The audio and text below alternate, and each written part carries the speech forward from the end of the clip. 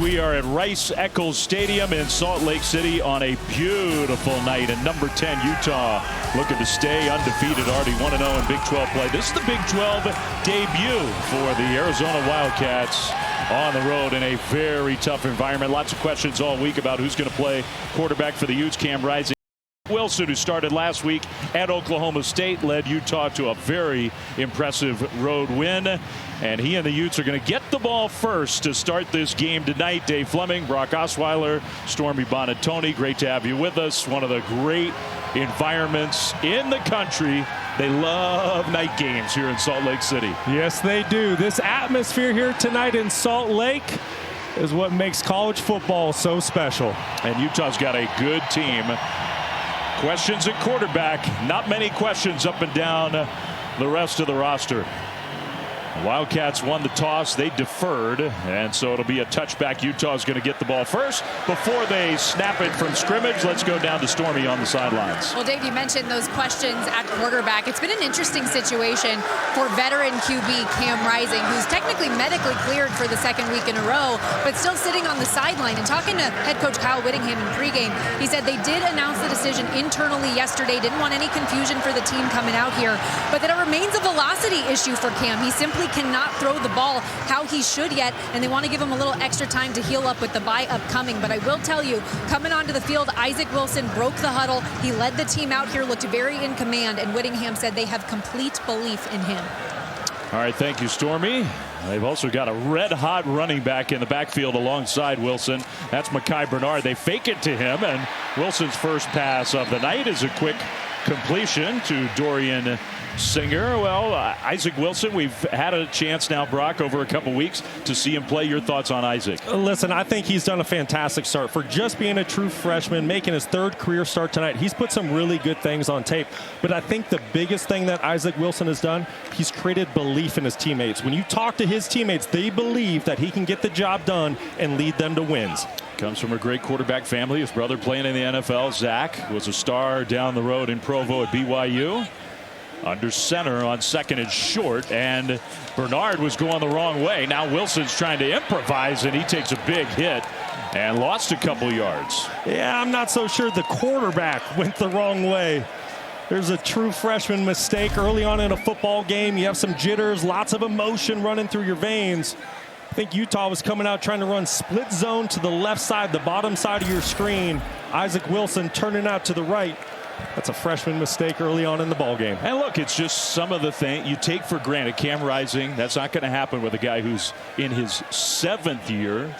Isaac Wilson's in his first year, first handful of games. So the loss of a couple yards, it's 3rd and 5. Good protection for Wilson. Throws it short, and that's caught by the tight end Brant Kuithe, and he turns it upfield to get the first down of the night. Great job by Wilson, staying calm in the pocket, trusting his eyes, working through his progression. He gets to number 3 in his progression. He's working the left side of the field, 1 to 2, comes back to Kuithe as his 3rd target, picking up a first down on this opening series for the Utes. And Brant Kuithe is such a weapon for Utah's offense. They got playmakers on the outside. Bernard's been excellent at running back. Kuithe in the tight end room, one of the deepest in the country.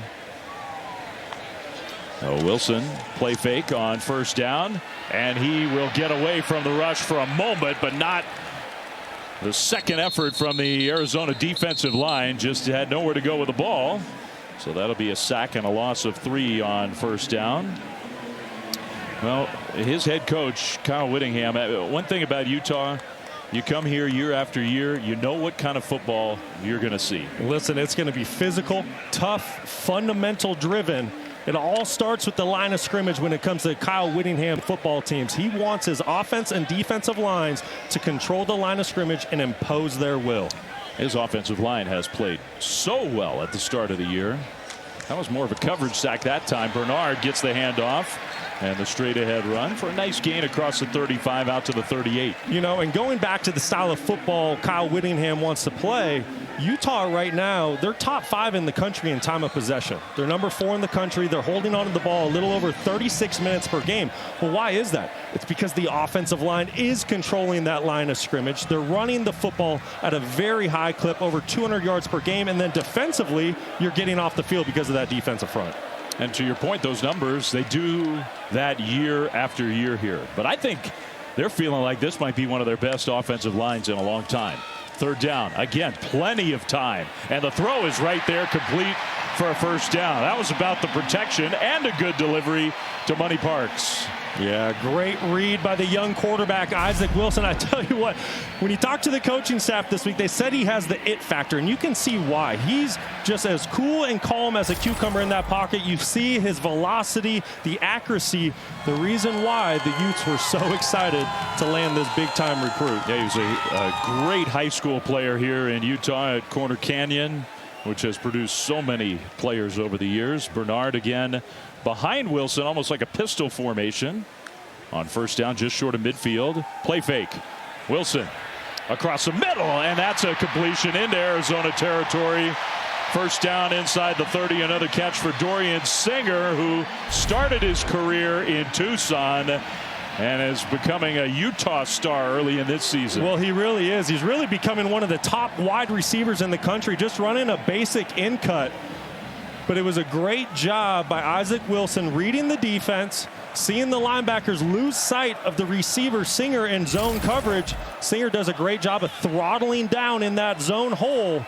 Huge pickup for the Utes. He was good at Arizona. A little quieter at USC. His third stop, he's found a home. Bernard on first down. Big hole right side. And Traden Stukes came down from his safety spot to make the tackle, but that's a gain of 7. Utes are on the move. Well, this is the football Utah wants to play. Little ground and pound, get some chunk plays in the pass game. You're going to see the right side of the offensive line just completely move the line of scrimmage in that Arizona defensive front. And Mekhi Bernard came into this game averaging almost 7 yards per carry, off to another great start tonight. I hope this doesn't come across as a knock on Bernard. He's such a good player. But 7 was like the least they could have gotten on that play.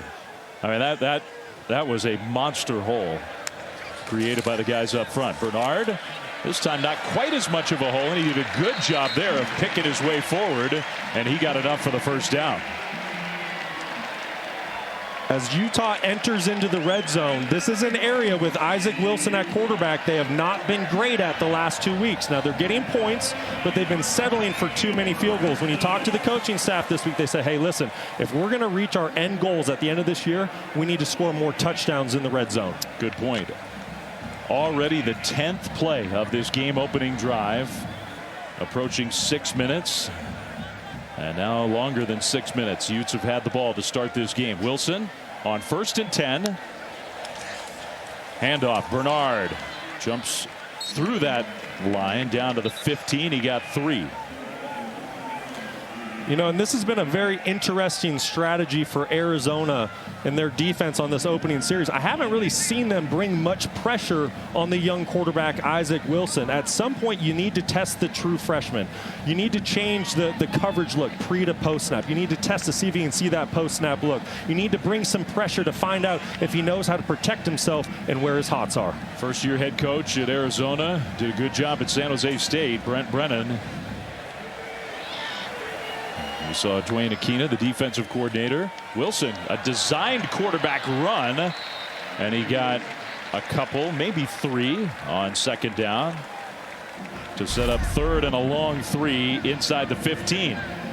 Great job by tight end 85 Carson Ryan, the transfer from UCLA. The Swiss Army knife can do it all.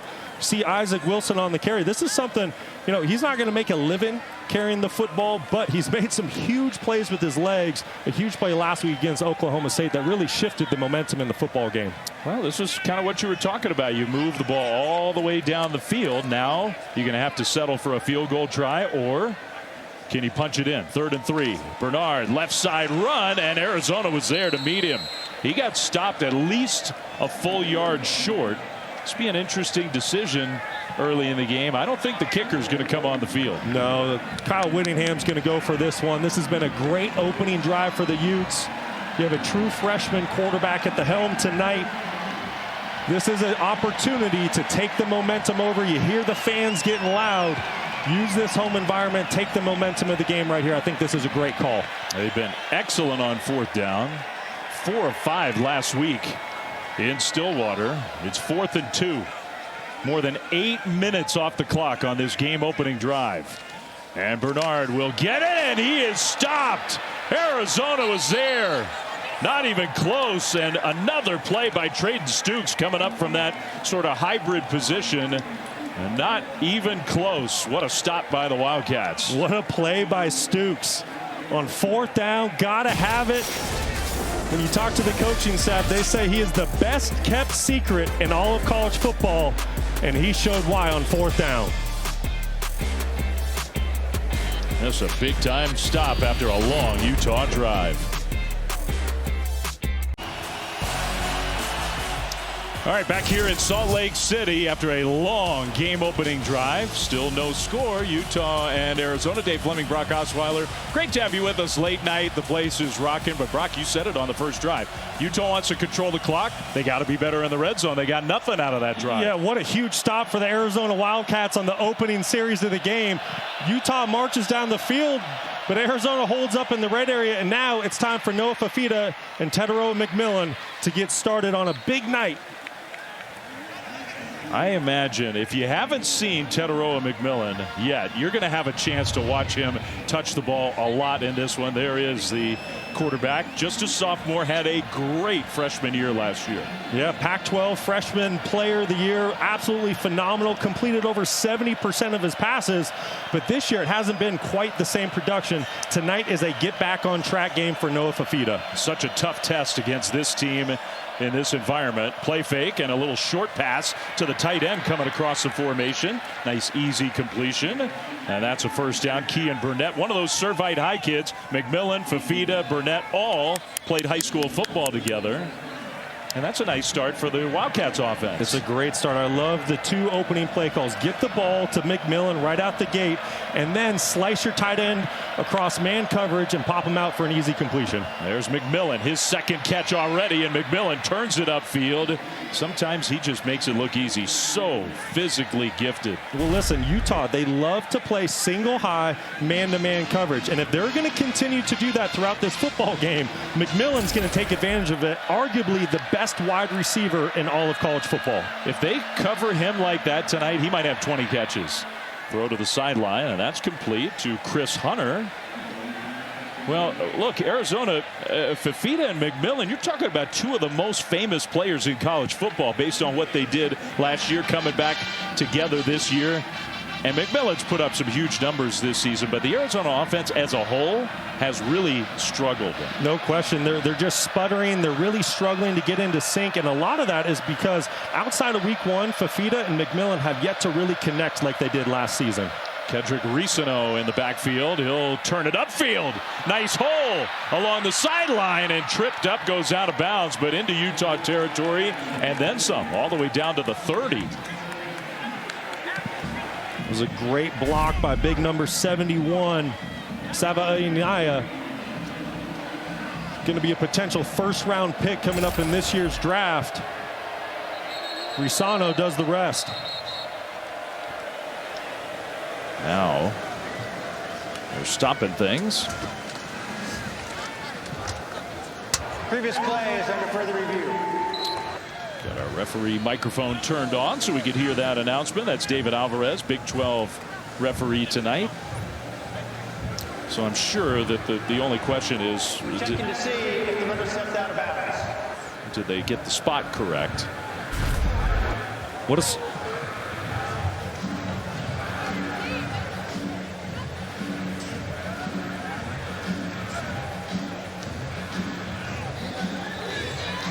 I mean, I think he stayed in until they spotted him out. I think that was a good spot. Yeah, I agree, Flem. I think the spot is right. What a great start for this Arizona offense. Defense holds up in the red zone. They get you the football back right away coming out of the bye week, right? You want to start fast. You work on a lot of things. You do some self-scout. You clean some things up. Fifita coming out, hitting on all cylinders, offensive line. And then Risano, known more as a physical running back in between the tackles, showing off his speed in the open field. Ole Miss transfer.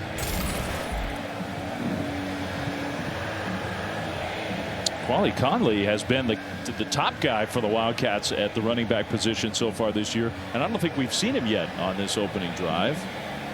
Rayshon Luke was the guy who started the drive in the backfield. So whether that means there's something going on with Conley or what, we'll have to see how it plays out. Risano, though, as Brock said, nice run there on the right side. Let's see what the officials upstairs After think. review, the play stands.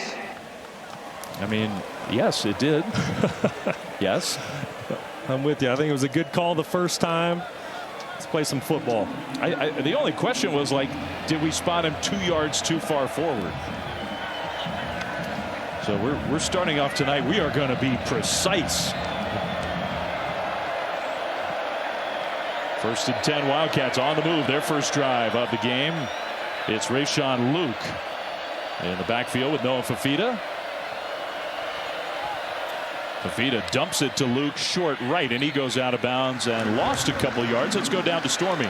Well, and Dave, you guys talked about how this offense hasn't clicked at the same operation that it had last year. Well, Noah Fifita told me this week he wanted to use the bye as an opportunity for a necessary reset. He said his primary focus was dialing into the details with his read, with his feet, and playing more within the system. He said, if there's an easy completion, I need to take it, especially in a building like this. There's Dino Babers upstairs. He's the offensive coordinator with this brand new staff in Tucson. 2nd down and long. Fifita had time. He's going backwards, though. Throws off his back foot, but found McMillan, who came back to help him out. And got some positive yardage there when he was going the wrong direction. Wow. You think those two have some chemistry? It goes all the way back to Pop Warner with McMillan and Fifita. Great job with Fifita staying in the pocket, keeping his eyes down the field, remaining a passer, and McMillan did a tremendous job on the scramble drill getting open for his quarterback. You are right about the chemistry between those two. It's amazing. 3rd and 6 here. 8th play of the drive. Fifita's a perfect 6 for 6 to start this game. Now Conley is in for Arizona. They get the play snap. No. Flag thrown.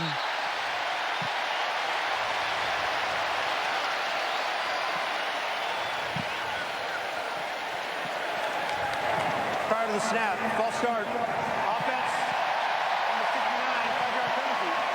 Still 3rd down. Tapa Totai, Rhino Tapa Totai, the left tackle, moved early. It is not easy to communicate here in Salt Lake City. No, and especially for a young player, just a redshirt freshman making his 3rd career start tonight. One of the toughest venues in all of college football to play in.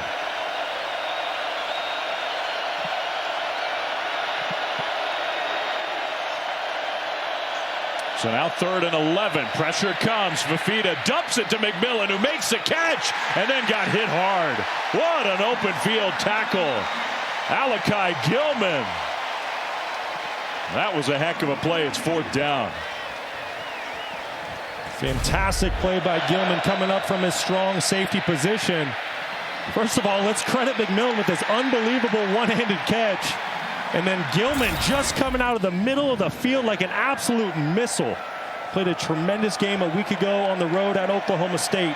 And starting off tonight on that same note. Arizona's got a kicker with a huge leg, Tyler Luke. So this is well within his range. 47-yard try. Arizona looking to get on the board first, and that kick is up, and it is good. Man, does he have a leg. High up in the net from 47 yards out.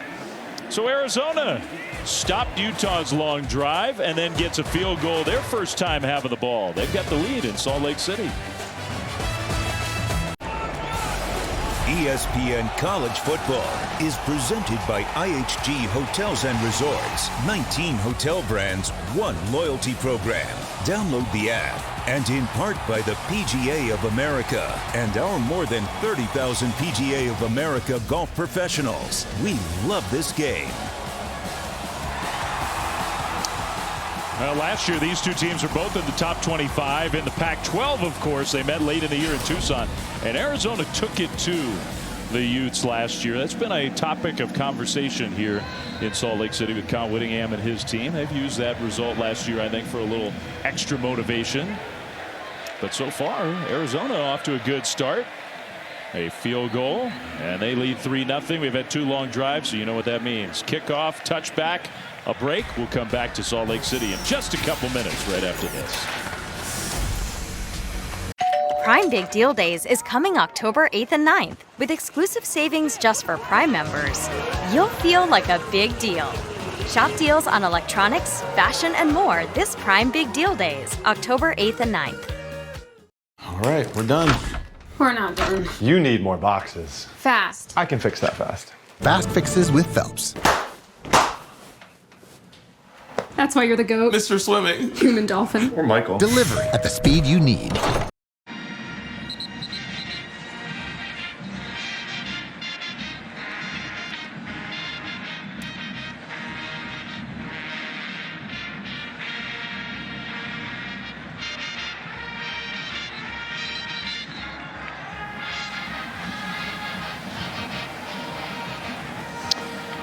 All right, Matt, thank you very much. That's a big win for Penn State. They stay undefeated. Utah is trying to stay unbeaten and in the top 10. They had the ball for a long time in their first drive, but did not get any points out of it. Arizona moved the ball down the field themselves and kicked a field goal. So it's 3-0 Wildcats. Utah's second drive of the night. The freshman quarterback Isaac Wilson under center. Bernard gets the handoff, right side run. And outside the 30 for a gain of 6. How about our Bear Paint game plan, Brock? Well, listen, for Utah, control the line of scrimmage. You have a true freshman making his 3rd career start. His best friend tonight is a good running game. Defensively, don't let Fafita get comfortable. Change the pre and post snap picture, blitz him, get him off of his spot. For Arizona, win the turnover battle. Create some short fields for your offense. And then offensively, you have to continue to be great on 1st and 2nd down so that you're in 3rd and manageable situations in this tough environment. And I would say for the Wildcats, you almost treat that stop on 4th down like a turnover. They were good on 1st and 2nd down when they had the ball. That's a completion for Wilson. Another catch for Dorian Singer, who looks primed to have a big game. Gain of 12. I'll tell you what, I am very impressed with the start for Wilson tonight. That was a RPO, a run pass option. Listen, if Arizona's going to load the box, he's recognizing the one-on-one matchup outside with Singer. He's going to continue to take that all night. He's already done it a couple times. I am so impressed with how he can read the field and get the football out of his hand quickly. Everybody's expecting Cam Rising to come back and take the reins of this team, but they're also excited about his future here. We haven't had an incompletion in the game on either side. It's impressive. 1st and 10, play fake, pressure comes. Wilson scrambles, turns his body. What a throw! Singer with the catch inside Arizona territory. Tell you what, Wilson's getting comfortable out there. He's showing some good things. Big 91 Isaiah Johnson breaks through from the nose tackle position, forces the young quarterback off his spot. But what I love about Wilson, he keeps his eyes down the field. He remains a passer. He finds Singer for a big play down the field. 18-yard gain. Final play of quarter number 1. Isaac Wilson and the Utes are on the move again, but they are trailing at home after 15 minutes. 3-0 Wildcats. I was so excited when I heard this sandwich was back. I was like, Cloud 9. 2 words, Cloud 9. What's up? This is Mike. And this is Celia. And a little thing we love about the Chick-fil-A Honey Pepper Pimento Chicken Sandwich is the symphony of flavors. You can always count on that crispy, tender, juicy chicken, and it's got pickled jalapenos, and it's so good. My favorite part is the pimento cheese. Topped off with the honey, it all comes together perfectly. I like the original. I like the spicy chicken fillet. But either way, you're getting a winner. Real customers paid for their testimonials. You're watching the Big 12 Conference on ESPN. Some late-night college football in Salt Lake City just moments ago. Stormy Buonantony with Kyle Whittingham. Coach Whittingham, you guys had that lengthy 8-minute opening drive, walked away without points. Getting closer to the red zone here. What do you need to see to capitalize this time? Well, we got to finish drives. That's the whole key. And we can't bog down in the red zone. We moved the ball up the field and ended up, they made a nice play on 4th and 2. That was absolutely the right call. I don't believe that we kick a field goal there. Second drive in process right now. We got to finish this one, bottom line. Thanks, Coach. All right, thanks to both of them. First play of the second quarter, Utah, a little screen pass to Dijon Stanley, the sophomore running back, for 9 yards. Yeah, known for his speed. I understand why you want to get the football outside to Stanley in a tunnel screen type situation. It's basically like a glorified punt return. So now Bernard back in on second and just a yard. Isaac Wilson under center. And making a change at the line of scrimmage. Handoff, Bernard, first down, inside the 30, down to the 27. Well, WNBA playoffs continuing tomorrow. Pair of semifinal game ones. 3 Eastern on ABC. Rematch of last year's finals. The Liberty hosting the Aces, and then at 8:30 on ESPN, it's the Sun and the Lynx. Been a great playoff so far. Semifinal games 1 tomorrow. Huge crowd, another sellout, 86th straight sellout at Rice-Eccles Stadium in Salt Lake City. But their 10th ranked Utes are down 3-0. Bernard again in the backfield. Wilson will throw, and he had a man, and he overshot his intended target, Grant Keithy. Incomplete. I know that was Dallin Bentley, one of the other tight. They got a lot of tight ends on this Utah team. Yeah, they do, and they have a lot of good tight ends. That was a great read by Isaac Wilson. Unfortunately, the football just got away from him. Defense, number 23, lined up in the neutral zone, 5-yard penalty. Still first down. But that penalty flag, offsides on Arizona, means the play doesn't count. It'll be 1st and 5. So that negates what would have been the first incompletion of the game. It's kind of unusual to have a DB line up offsides. You can tell Wilson, he knows he had it. He had Keithy for a touchdown. Did a great job of manipulating the middle field safety with the pump fake. Came back to a wide open tight end. Just fired it a little high. Part of the field where Utah has struggled. Bernard, handoff left side, bounces it left, cuts it upfield, all the way down to the 10 to about the 9, where it's going to be 1st and goal. What a phenomenal job by that left side of the offensive line. Flem, I think you could have even ran through that hole. Mekhi Bernard getting to the second level before a hand is even placed on him. I'll tell you what, when this Utah offensive line, when they get in sync, when their communication's right, they're as good as any front 5 unit in the entire country. Let's not push it.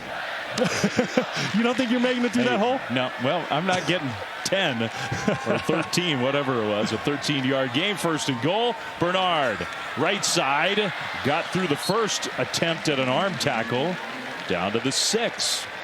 I mean, is there something more you'd like to see from Utah in this part of the field to maybe open things up a little bit? You know, it's just finishing the drive, and it's a young quarterback at the helm last 3 weeks, making his 3rd career start tonight. And sometimes when you get to that red zone, you get a little juiced up. You're anticipating touchdowns, but also with that, the windows get smaller. You know, the field condenses in the red area. And so as a young quarterback, your timing has to be excellent. Your accuracy has to be excellent. This is an area Wilson will grow in. You got Keithy, who's usually such a weapon down here. Already has 4 touchdown catches. Wilson rolling left, still looking to the end zone, and now he's going to throw it away. And that was the right decision. It'll be 3rd and goal. That was excellent coverage by Genesis Smith and Takario Davis on the outside. Utah just trying to run a little man-to-man pick play on the outside and get a free, wide-open wide receiver for the young quarterback. But the defensive backs give him a ton of credit. They played the pick play well, forcing the 3rd and goal. First incompletion of the night for Isaac Wilson. But same scenario here for Utah. Long drive, 8 plays, almost 70 yards, but facing 3rd and goal. Yeah, I'm a firm believer you have to find your best players in these moments. Keep an eye at the top of your screen for Keithy. Wilson looking towards Singer. Now some other options. Running, he's going to try to scramble, and he won't get there. Defender down for Arizona. That might be Traden Stoops, who slowed him up enough. Uiagalelei ended up getting him on the ground. Wilson limping around. Well, he got to the 1, so it's 4th and goal from the 1, and Kyle Whittingham is going to have another decision to make. Well, first of all, give a ton of credit to the Arizona defense. Nowhere to go with the football for Wilson. Wilson does the next best thing. Rather than trying to force it into coverage, gets outside the pocket and picks up some positive yards. That's one of Arizona's best players on the ground there, Stooks. Hopefully he's all right. 4th and goal coming up when we come back.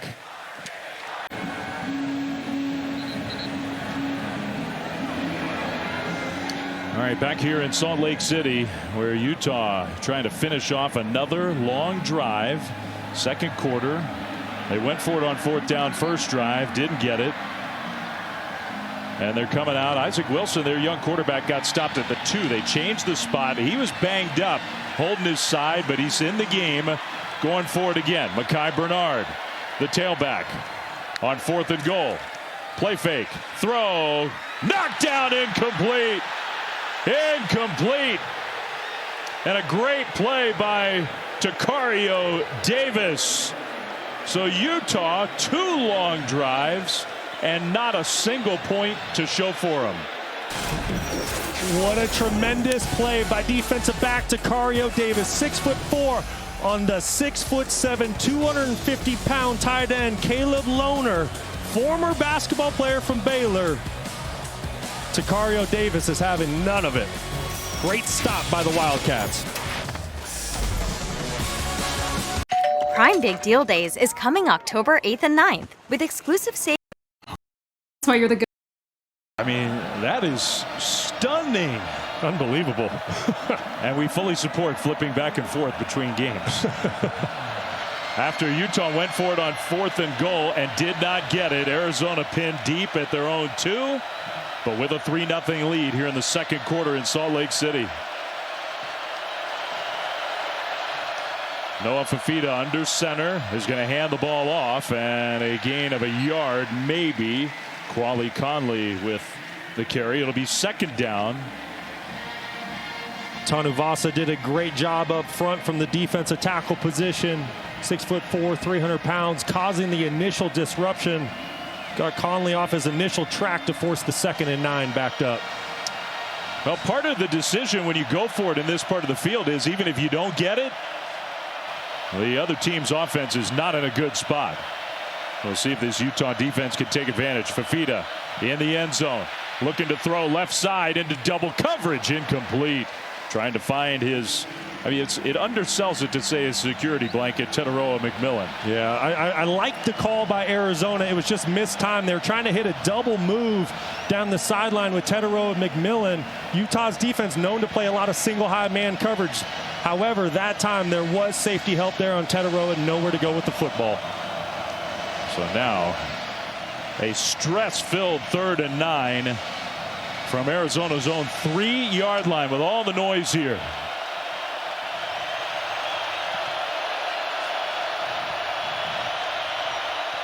Fifita just going to hand it off right side, and an initial surge, not a bad gain, a little cushion, but stopped 3 yards short of the first down at the 10. So it's going to be 4th down, and I would imagine that with that little extra cushion, the Wildcats are going to punt the ball away. I think that was a really good decision by Brent Brennan, the head coach for the Wildcats, to run the football there on that 3rd down situation. I know as a fan you want to pick up a fresh set of downs and keep your offense on the field, but backed up, you got the student section yelling as loud as can be. Give your punt team some room to operate here. I think that was a great decision. Micah Pittman is standing right about at midfield.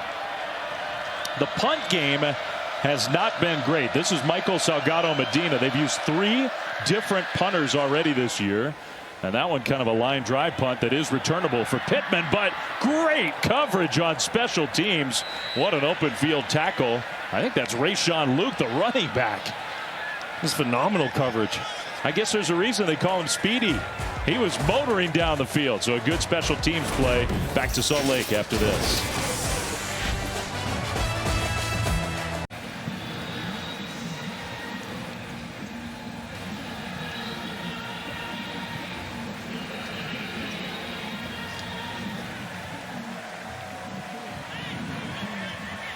Oh my goodness, what a game. Thank you, Matt.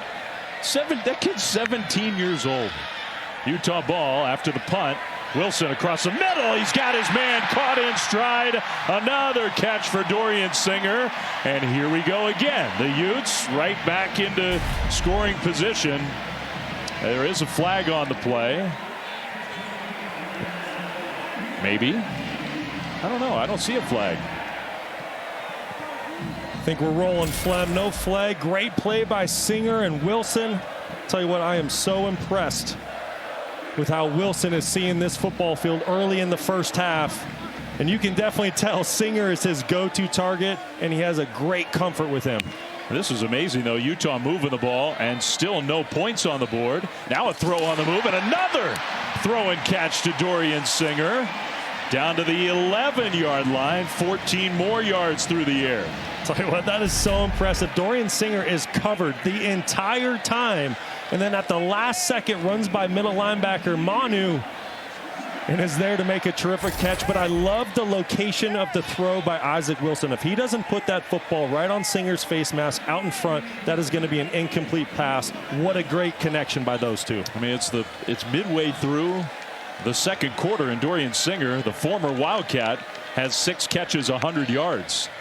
Wilson, designed quarterback run, and sort of plows his way down to the 6. That's interesting with the rib injury that he had a few minutes ago, or whatever it was.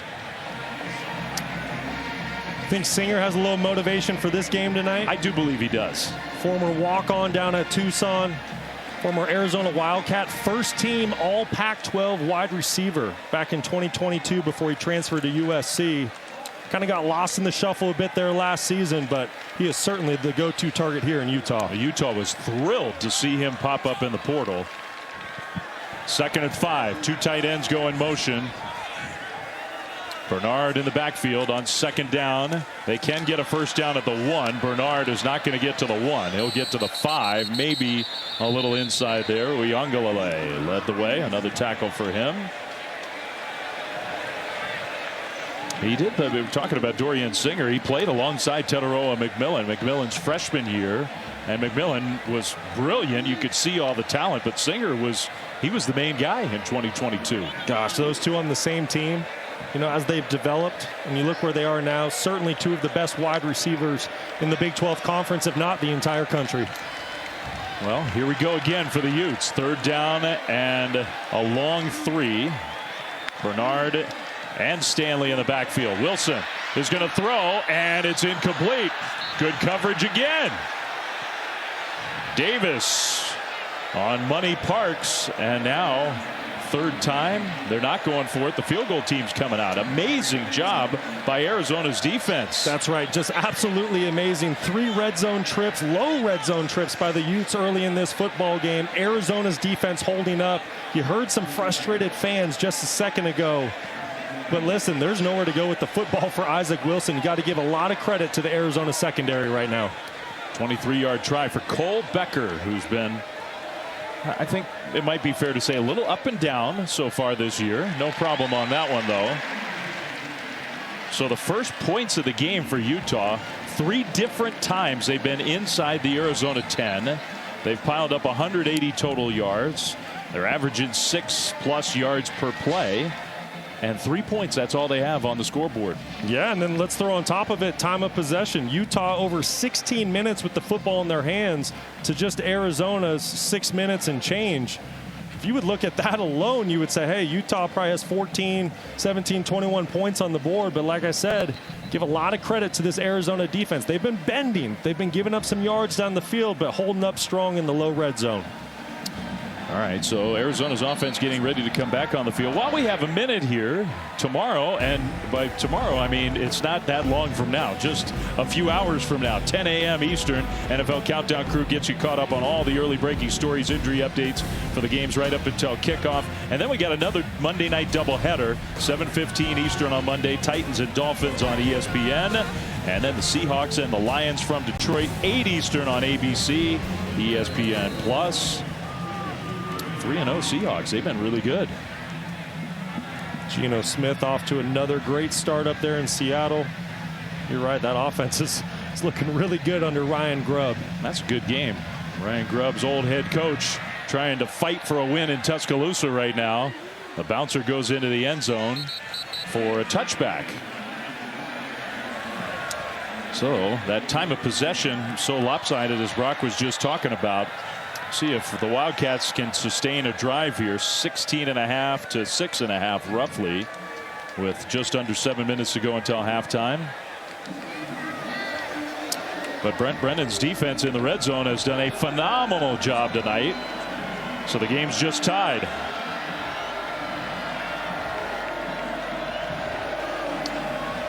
Rayshawn Luke is going to start this drive in the backfield with Fifita.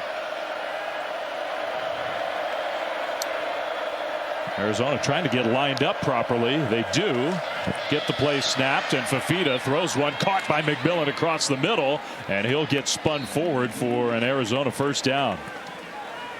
What a great route by Teteroa McMillan. I love what Dino Babers does. He sends him in motion, creates a stack concept versus man-to-man coverage, which creates softness in that man defense. And then Teteroa McMillan goes to work on the option route. They're going to find him again on the right sideline. McMillan wrestled to the ground by Zamiah Vaughn, who's got a tall task here tonight trying to follow McMillan around the field.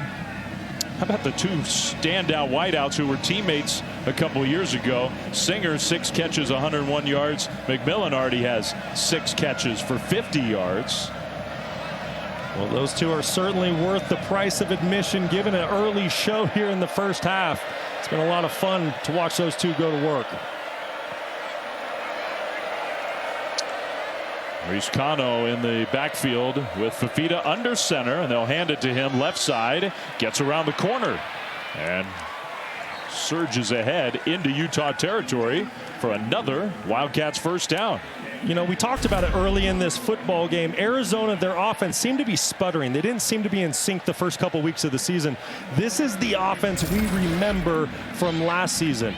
Success in the pass game, physical run game, explosive runs, quarterback, gun, under center. Arizona's coming out hitting on all cylinders tonight. Reese Cano again will get it. Big hole up the middle, and then he makes a move inside the 20 with a stiff arm all the way down to the 10. What a run.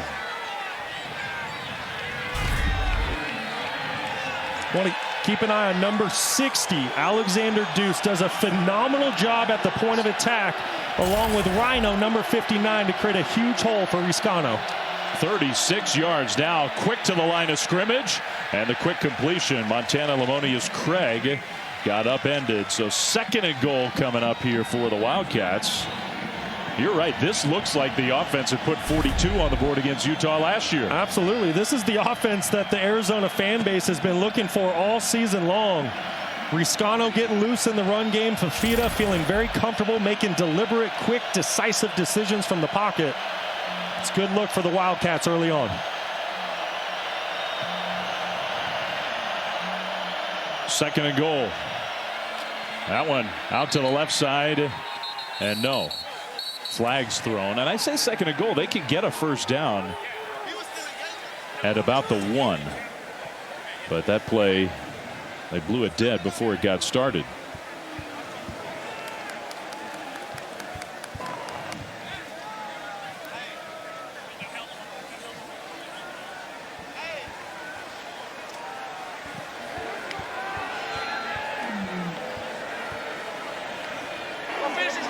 Delayed game. Defense, quickening of our movements, which caused the offense to move. Half the distance to the goal. So 2nd down. The number was 77. Okay, so they call Simote Pepa for that delay of game on defense.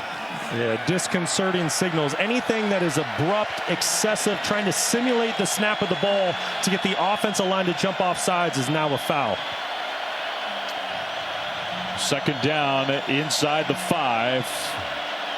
Quali Conley in the backfield now. He will get it. Conley bouncing it right side. Conley got down close to the 3. A lot of effort for a yard or 2.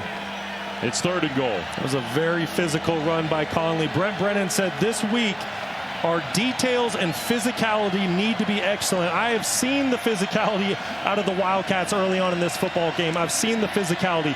Now, can they punch it into the end zone for 6? And technically, again, I said 3rd and goal. They can get a first down right near the goal line. Fifita takes a snap, rolling right, throws, caught, touchdown, Jeremiah Patterson. And the Wildcats get the first touchdown of this game. What a drive by Arizona.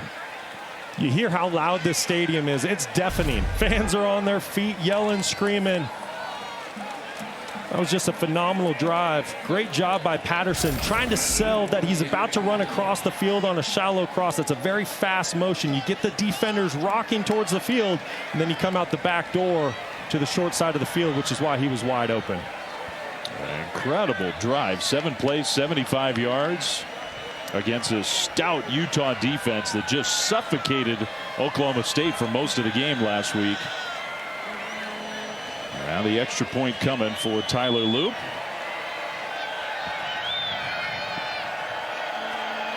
Kick is up, and it is good. So 10-3 Wildcats with 3:17 to go until halftime.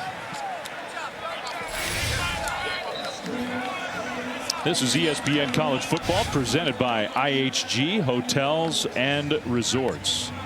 On a beautiful night in Salt Lake City. They had record temperatures around the state of Utah today. It was up in the 90s. Couldn't be nicer for some Saturday night football under the lights. Fans all wearing black. The Utes on the field wearing black. I think everybody here is a little stunned by the way this game has unfolded. Utah's done a lot of good things on offense, but only 3 points. And the Utes defense has watched Arizona move the ball. That's exactly right. Listen, Utah undefeated, 4-0. Big win on the road against a top 15 team last week in Oklahoma State. So expectations are very high. Where Arizona, their previous game before the bye week, they got blown out against Kansas State. Offense was sputtering, didn't look good. Wasn't the offense of last season. Fifita didn't look like he was in control. But tonight, they are changing that narrative, and the Wildcats are firmly in control of this football game. Kickoff into the end zone for a touchback. And really, I think the 2 key plays, Brock, of the night so far have been the 2 4th down stops for the Wildcats defense. No question. Listen, Utah's offense, they've done some great things. They've driven down into the low red zone 3 different times and only came away with 3 points. You have to give a lot of credit to that Wildcat secondary. They're coached by one of the best defensive backs coach in the entire country, in Dwayne Aquina, defensive coordinator. Has been doing that at a high level for a very long time, and you can see the attention to detail in his defense. Probably one of the great DB coaches in the history of college football. Dwayne Aquina and his 2 best guys, Stukes and Davis, making those 2 big plays. So Utah has the ball again. Wilson is pressured, and he's going to get sacked. Well, he held on to the ball for a long time. And Stanley Tafo'o got him to the turf. There's a nice little TE stunt between Tafo'o and Trey Smith coming off the edge, number 3. Great job working in tandem. Smith drawing all the attention from that defensive end spot, which is what allows Stanley, big number 47, to capture the edge and force the sack on first down. 2nd sack already for the Wildcats, and Utah leading the conference in sacks, and they've been menacing in terms of their pass rush. They don't have a sack yet in this first half. 2nd and long. Handoff. Bernard bounces it left. Mekhi Bernard gets wrestled to the ground, trying to take it to the sideline. There's Davis with another good play, because that had a chance to be a big gain. Now you got another player down. Nope, a timeout, Arizona. So the Wildcats want to stop the clock, which I don't blame them. It's 3rd and 9 coming up. Arizona, their first of the half. Brent Brennan's feeling confident with his offense. He's feeling like if we can get a stop, we can get another score. Absolutely. That is very, very good clock management by the first-year head coach, Brent Brennan. Understanding that if they can get a stop here, get the football back, you have a chance at a 14-point swing here. Don't forget, Arizona gets the football to start the 3rd quarter. So if you can get a huge stop here on 3rd down, get the ball back to Fifita. He's playing really good right now, making sharp, quick, good decisions. You can pick up some points before half. You want to talk about a momentum shift, you're going to hear a quiet stadium. Good point. This has a chance to be a great sequence for Arizona. We'll see. Next week, we got 2 SEC games on ABC Saturday, noon Eastern. Top 25 teams, number 11 Missouri, down in College Station to play Texas A&M. And then the oldest rivalry in the South, Auburn and Georgia at 3:30 Eastern. Another heartbreaker for Auburn at home today against Oklahoma. That's next Saturday on ABC. So 3rd and 9. Our clock is running. The game clock is not running, and that one incomplete. Keithy targeted, and the pass was a little too high, so the clock stops. 2:17 to go until halftime. It's 4th down. Arizona has managed this very nicely and set themselves up to have a great swing between first half and second half. Yeah, I think that was a really good decision by Duane Akina to bring pressure on that 3rd down, force the true freshman quarterback into making a quick decision. He had Keithy. He was open. His tight end was there for a first down. The ball just sailed on him once again. I love that Akina is testing the young quarterback. Bomeister will punt it. Patterson, the return man. Patterson gets hit hard at the 30 and goes down. Flag back closer to the original line of scrimmage. So for now, it's actually decent starting field position for the Wildcats. Remember, they have a kicker who's got maybe the strongest leg in the country. We'll see, though. During the kick, holding, receiving team, number 10, 10-yard penalty, first down. So that hurts. Makes that field position not quite as comfy. They'll go back to the 20-yard line with 2:07 on the clock. Arizona's got 2 timeouts. They have the 2-minute timeout. Basically, they'll get a free timeout after likely this first play. Yeah, Arizona has all the time in the world. Full playbook is at their disposal. I'm interested to see, though, how does Utah's defense play Arizona right now? Do they come out in their traditional middle of the field close, single high man coverage and challenge the wide receivers at the line of scrimmage? Or do they play a softer zone and try to keep McMillan and the rest of the Wildcats in front of them? Big drive at the end of this first half. Fafita from the shotgun. They set the screen pass up, read by Utah, but then the missed tackle. And a gain to the sideline from Speedy Luke. They call him Speedy. Rayshon got to the sideline and got 8 yards when it could have been the 2-minute timeout. A big-time negative play. Instead, 2-minute timeout. Arizona's got the ball, looking for a 2-minute drive in Salt Lake City. Welcome back to ESPN College Football, presented by IHG Hotels and Resorts. Final 2 minutes of the first half from Salt Lake City. Number 10 undefeated Utah is down by a touchdown, and the Arizona Wildcats have the ball. Coming up on our Lexus halftime report, a lot to talk about. I have a feeling they're going to be focusing on what just happened in Tuscaloosa. Arch Manning, another good game for him. Big upset in the SEC. Handoff left side, huge hole, and a big run for Conley. And I tell you what, Brock, if folks are flipping over to us, having watched that game in Tuscaloosa, the Arizona Wildcats offense, which had not been performing at a high level, has looked great. No, they looked absolutely phenomenal tonight. Whether they want to do it in the run game like you saw how the offensive line won at the point of attack. But Noah Fafita, 12 of 13 on the night, already a touchdown. And Tetero McMillan, already 6 catches. This offense is fully in sync and completely in control of this football game. It's a huge drive because Arizona gets the ball to start the second half. Trying to put points on the board and then get it back right away. Fafita dumps it short left to Conley. Conley cuts it middle and got gang tackled inbounds. Clock moves. Flem, you just said it best. You don't want to call it a gotta have it drive this early in the football game, but you just said it. Arizona has a chance to go up 17-3 into the half, get the football back. Utah is not built to play from behind, especially with a true freshman quarterback. Fafita rolling right, and he's going to throw it away. Good coverage downfield. So now 3rd down and a chance for the Utes to get a stop. It's going to get loud. Yeah, you're going to see why Rice-Eccles Stadium is one of the best environments and venues in all of college football. Their fan base, they know they need a stop. They need to get the football back to their offense with a chance to get points before halftime. Wait till you hear this crowd. 36-3 Utah is at home over the last 6 or so years. 3rd and 10. Pressure comes. Fifita gets away. Fifita running for his life, throws it downfield, and it's incomplete. He had 2 receivers, the 2 Servite guys, McMillan and Burnett. It was like a high school game broke out here in Salt Lake. It's 4th down. Well, when in doubt, you know, Kyle Whittingham and his football team, they're going to bring pressure in these situations. They bring pressure, nowhere to go with the football early on in the play. Noah Fifita didn't have an outlet, but he did a great job of getting outside the pocket, keeping the play alive. But credit Utah's defense and their secondary for getting off the field and getting the football back to their offense with an opportunity to get points before half. That's a huge stop. So you got Pittman back there as the return man for Utah. And the punt was almost blocked. Then there was contact made with the punter. The ball's going to angle out of bounds. So we'll see on 4th and 10. Michael Salgado Medina, Utah almost got a piece of it. Well, this is going to be huge because if it's roughing the punter, it's an automatic 1st down. If it's just running into the punter, then it's only a 5-yard penalty and it'll remain 4th down. That did not look like a personal foul to me personally.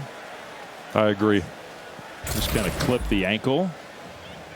Running into a punter is just when the punter is displaced. Running into the kicker. Defense, that penalty decline.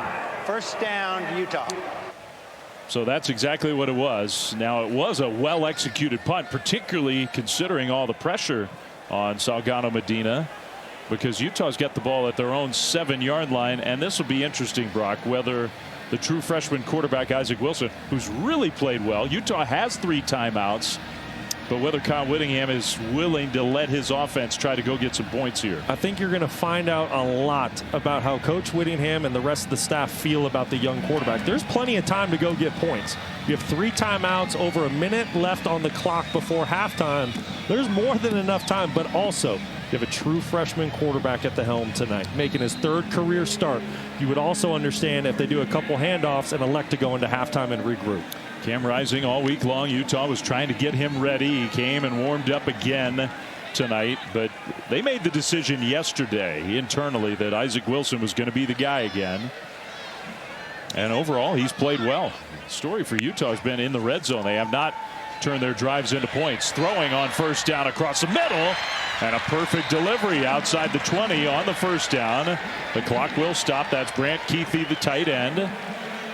I love that anticipation by the young quarterback. He lets that football go well before Kuithe's head is turned around. I think we have our answer about the confidence level. Quick hitter, left side. That one tackled inbounds, and Utah probably needs to use one of those timeouts. They will. That was Singer again. He's had a huge 1st half. His 7th catch for Utah, but a play that only gets you a couple yards, and you have to burn one of those timeouts. Timeout, Utah. The 1st of the half. 30 seconds in length. So just a 30-second timeout. We'll keep it here. Utah trailing 10-3. This season, Allstate will celebrate every field goal and extra point made by participating universities by making a donation to the university's General Scholarship Fund. Thank you, Allstate. Arizona's got a kicker who's a huge weapon. Utah's kicker, Cole Becker, he's got a leg, and we're 4,000 feet or so above sea level, so it's a good kicking environment. Maybe not quite as much of a weapon as Tyler Loop, but you're figuring that Utah has to get the ball down somewhere close to the 35-yard line to have a realistic shot at a field goal. That's what I'm thinking, Flem. You get to the 35, you have a good shot at 3. Anything outside of that, just probably a little bit too far for your kicker. And we apologize for our clock on our graphic. For some reason, we can't get that right. It's 43 seconds. Clock was stopped on the timeout. Across the middle, and another catch, but then the ball comes out. Kuithe, and they'll say incomplete. Kuithe is down on the turf. He had it, and the ball came out, but they're ruling the pass incomplete. That is a break for Utah, because that was going to be a fumble recovered by Arizona. It's a rare drop by Kuithe. who's down on the play. Give a lot of credit to Genesis Smith. For an injury to an offensive player. Stepping in for the injured Traden Stukes, making a great play to punch that football out.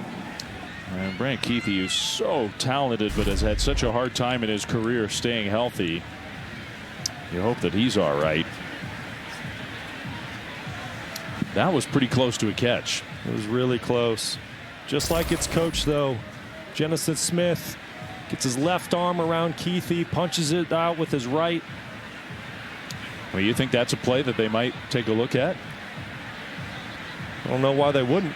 There was a little bobble. Then it looked to me like he kind of tucked it in and took at least a step forward. The senior from Katy, Texas, who's made so many big plays over the years for Utah. Three-time all-conference selection. Already has 5 touchdowns this year, 4 receiving touchdowns, 1 rushing touchdown. Yeah, he's been in the Wildcat quarterback position for the Utes a couple times this year. All right, he's going to sit up. That's a good sign. He'll hop up and head to the sideline, but not looking 100%. I'm sure they'll give him a more thorough check during halftime. Well, I guess we did not review that play because it's 3rd and 7, 35 seconds on the clock. If I'm Arizona here, I'm going to bring some pressure on the young quarterback. I think Isaac Wilson's played a really good game, but when he has been under duress in the pocket, the football's floated on him a couple times. 3rd down and 7, Utah. Pressure comes, the throw, and what a catch! Beautiful. That's Pittman, Micah Pittman. And now Wilson has to peel himself up off the turf after taking a hit. 21 yards. Utah hustled to the line. Unbelievable throw and catch. Big number 3 Trey Smith, 6'5", 270 pounds, hitting Isaac Wilson right in the face. So they're going to review that catch. Pittman, I guess there was some question whether he came down with it cleanly. Man, no question about the toughness of Isaac Wilson. He is hanging in there tonight. No, that was big time football, Flem. I had just said Wilson had struggled a little bit under pressure. But I tell you what, every time he steps foot on that field as a true freshman, he's going to get better and better. Stares down the pressure and fires an absolute dime down the field to Micah Pittman.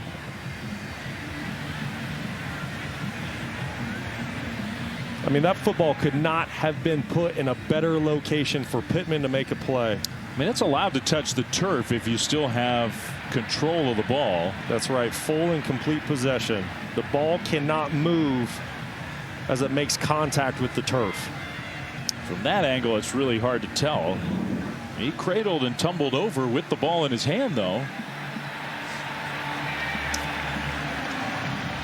When you got to remember, the initial ruling on the field is a catch. So without indisputable video evidence, you're not going to be able to call this an incomplete pass. After further review, the ruling on the field of a catch stands. Yeah, and I mean, it was close. I see why they took a look at that one, but I think he caught it. I think that's a good call. I agree. I think the officials got that one right. What a play by Micah Pittman and a perfect throw by Isaac Wilson. So now the clock is obviously a factor. 29 seconds. You got 2 timeouts, Utah does. Needing at least another 15, but maybe more to get into realistic field goal range. Ball snapped. Wilson throws over the top, and it's incomplete. Good coverage that time. Intended for Pittman again. It's fantastic coverage. Genesis Smith ran the route for Pittman. Just Arizona coming out in man-to-man coverage. Isaac Wilson doing a great job of recognizing he has a big box fade, a man-to-man opportunity to push the football down the field. Just wasn't able to connect. You said Genesis Smith's name a couple times in this first half. Well, and he's really stepping up because he's stepping in for the injured Traden Stukes. He's one of the heartbeats of the Arizona defense, one of the best defensive backs in the entire country. But Smith is really stepping up. Stukes got injured in the first quarter, went to the locker room. 21 seconds. Wilson, plenty of time this time down the sideline and contested incomplete. Wow, what a catch, but out of bounds. Singer came down with the ball, but it's incomplete. 3rd and 10. Emmanuel Carnley had the coverage. They're showing it on the big board. Utah fans thought there should have been a penalty. They might be right.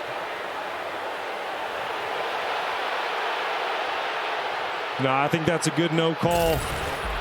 Defensive back didn't get his head around, but he did not affect Singer from catching that football in bounds. I'm just so impressed with this Arizona defense right now, playing man coverage in this 2-minute situation, challenging the Utah wide receivers. Play clock is all the way down to 1, and Utah is going to have to burn one of their timeouts.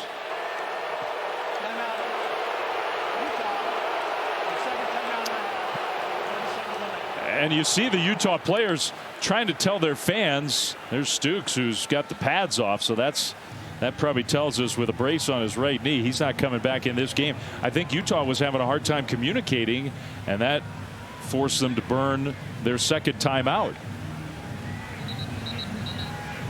So now, with 15 seconds on the clock, 1 timeout, you need to get the first down. There's a lot to think about for the young quarterback. Again, a reminder, 2 SEC games on ABC next Saturday. Missouri and Texas A&M at noon Eastern, and Auburn, Georgia. Georgia, we'll see how they bounce back after an incredible comeback and then falling just short in an all-time classic game tonight in Tuscaloosa. So that's next Saturday. Meanwhile, here, Utah's undefeated record is definitely on the line. The Wildcats are playing their best game of the year by far. Keep your eyes at the bottom of the screen. Singer versus a redshirt freshman cornerback. 3rd down. Pressure comes immediately. They throw towards Singer. It's incomplete. Wow, the pressure is starting to get to Isaac Wilson. Trey Smith this time right in Wilson's face. It's 4th and 10. And with the clock at 8 seconds, you probably have to punt the ball away. I guess you could run one long play, try to roll your quarterback out. Operator, please reset the game clock to 10 seconds, please. 1-0. So 10 seconds now. Kyle Whittingham's trying to strategize here about how to play this out. And I think with 10 seconds, he may send the punt team out there. Oh, 100%. You can't risk giving the football back to Utah at a place where they can throw a Hail Mary, potentially try a long field goal. This is 100% a punt situation, but give a lot of credit to that Arizona defense. Getting off the field, challenging Utah's offense that series, playing a lot of man coverage, bringing pressure, and the defensive end, Trey Smith, the big fella off the edge, really making his presence felt that drive. They get the punt off. Fair catch, 6 points. So when you look, this is a moment where the defense needs to maker on the defensive line. He did not make much of an impact in the first half. Yeah, Fleming, I think a big reason for that is because of how quick Noah Fifita is getting rid of the football. He understands how elite the Utah defensive front is. He's not going to hold on to the football tonight. So 2nd down and 9. Rayshon Luke left the backfield, so it's Fifita all alone back there with plenty of time. He'll throw, incomplete. Nobody was there. Right away, a 3rd and 9 for the Wildcats out of the locker room. Well, in a pivotal 3rd and 9. This is a situation, the Utah offense, especially with a true freshman quarterback playing tonight, they're not built to come from behind. They can't get down 17-3 here. So this is a moment where the defense needs to step up and get off the field.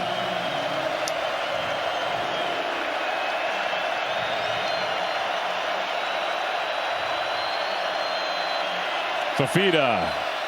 Utah brings some pressure, but it got picked up. Going deep. It is intercepted. No. Incomplete. What a great effort outside by Cameron Calhoun. He almost picked it off. It's incomplete, and Arizona's going to punt the ball.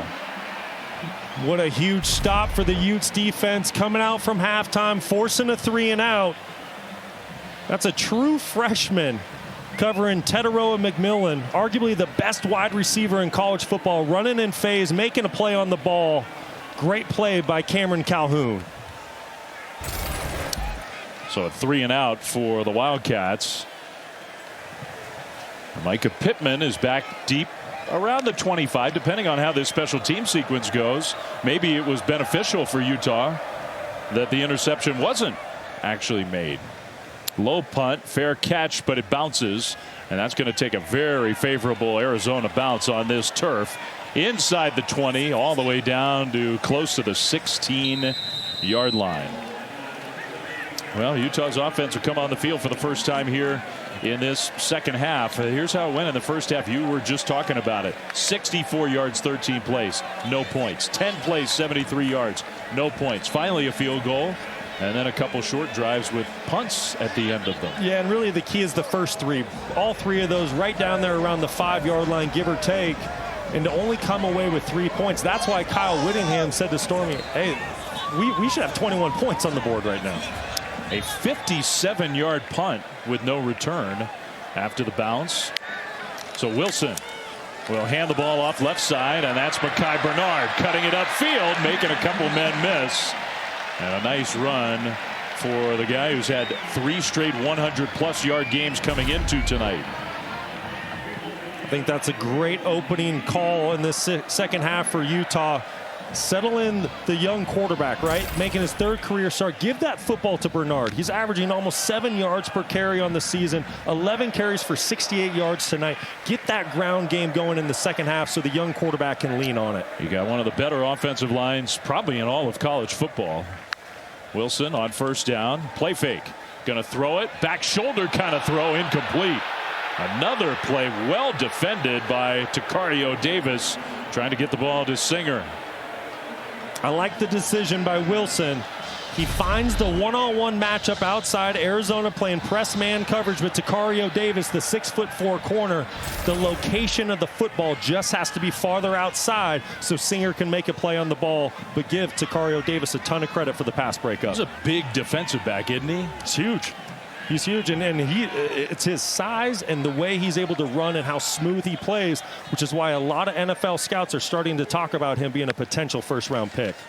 Now a quarterback run play for Wilson. I don't know if that was just a busted play and he tried to make something of it or what, but he takes a big hit at the end of it and only got a yard. I don't know if it were up to me if that would be a big part of my game plan. No, listen, Isaac Wilson, he's athletic. When he tucks the football and decides to run, if there's space, he's going to hurt a defense. He's got some good wheels on him, but quarterback designed run within the tackles, that's not his forte. Well, passing down here, Wilson, remember, he started the game 7 for 7. He's gone 5 of 14 since then as Arizona's defense has made a lot of good plays. Plus, they've generated some real pass rush. Play clock down to 2. They get the play snap, throw across the middle. That's caught and then dropped. And maybe just give credit to the defensive back there. I think that was Emmanuel Carnley for ripping the ball away. Intended for Singer. It's 4th down. I'll tell you what, this Wildcats secondary led by Dwayne Aquina, defensive coordinator, they came to play tonight. What a great pass breakup by the redshirt freshman Emmanuel Carnley.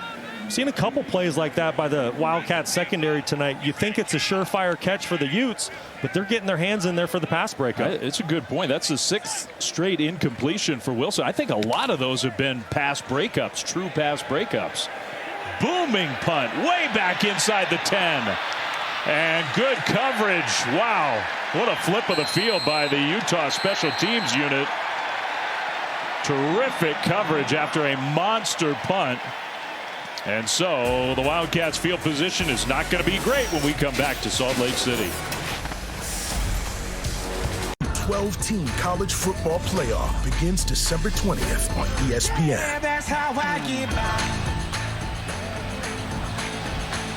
Well, season framed by something totally new, and even games like this, I think, you talk about what it's going to feel like, look like. 5 highest-ranked conference champions get automatic bids. 4 highest-ranked conference champions receive first-round buys. That's huge. You have to win 3, not 4 games to win a title. Arizona's offense on the field, bad field position. They try a little misdirection, and Utah was not having it. A loss of 2. The ball ended up in the hands of Jeremiah Patterson, but well defended by the Utes. Yeah, that was a great job by Logan Fano on the outside, number 0, working from the defensive end position, avoiding the block, getting to the backfield, forcing that football back inside. Great start to the Utes on this series. After Utah's defense forced a 3-and-out to start this second half, Now 2nd and 12. Fifita in the end zone. Fifita moving sideways, going to throw across the middle, and the pass was caught. Man, a contested catch by Burnett, the tight end. That's a gain of 5. It'll be 3rd and about 7. What an unbelievable throw and catch. This is exactly what a coach never wants to see. Rolling left, throwing back right across your body. You're backed up in your own end zone. But Noah Fifita, he's a playmaker. That's what he does, and that was a great catch by Burnett. Well, 3rd and 7. Dangerous part of the field for the Wildcats.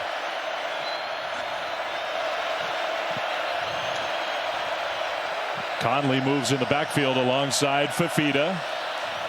Fifita going to throw over the top. It is delivered perfectly, and a catch right along the sidelines to Burnett for a big first down.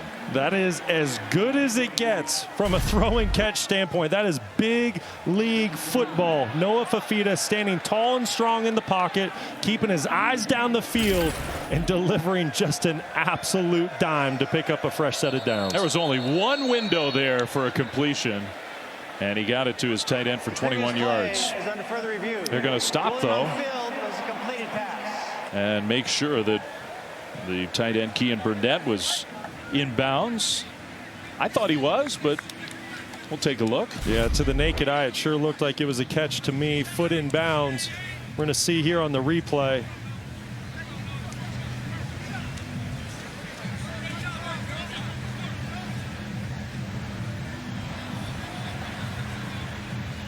Boy, Flem, I think his right foot is down when he initially possesses the football. Ball in hand, foot down. Now, does he possess the football? Does he control it all the way through the catch? Let it roll through. I think he does. That's a first down. What a play. Great play.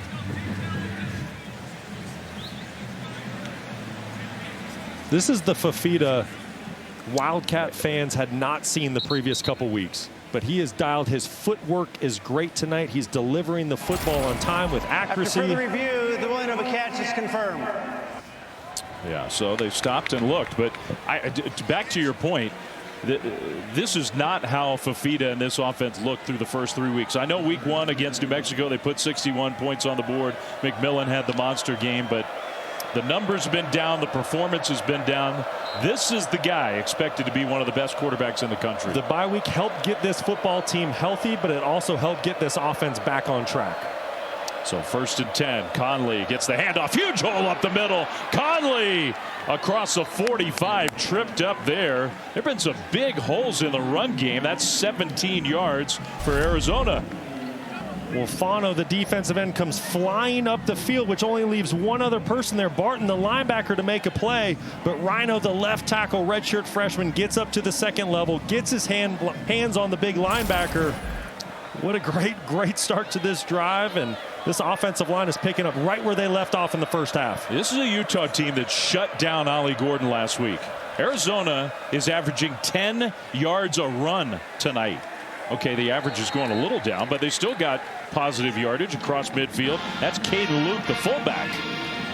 Listen, I'm impressed, to say the least, by the physicality that the offensive line and defensive line for Arizona that they're bringing tonight. We heard it all week. When you watch press conferences, when you listen to the coaches speak, they say, listen, we have to match Utah's physicality, which is not easy to do, but they are matching it tonight and even exceeding it at times. Utah's averaging 3 yards a rush. Arizona's averaging 9 yards a rush. And another big play on the ground.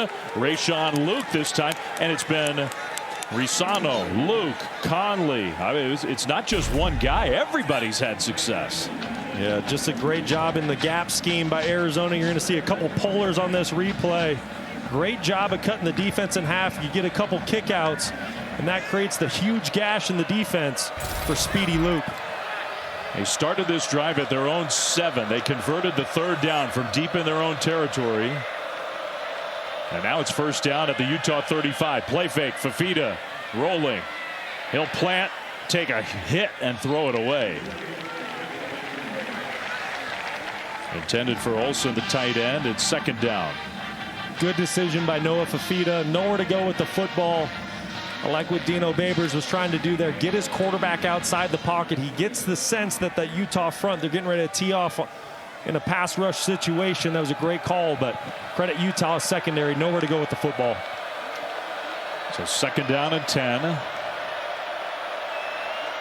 McMillan alone on the left side. He's been pretty quiet since a big start to this game.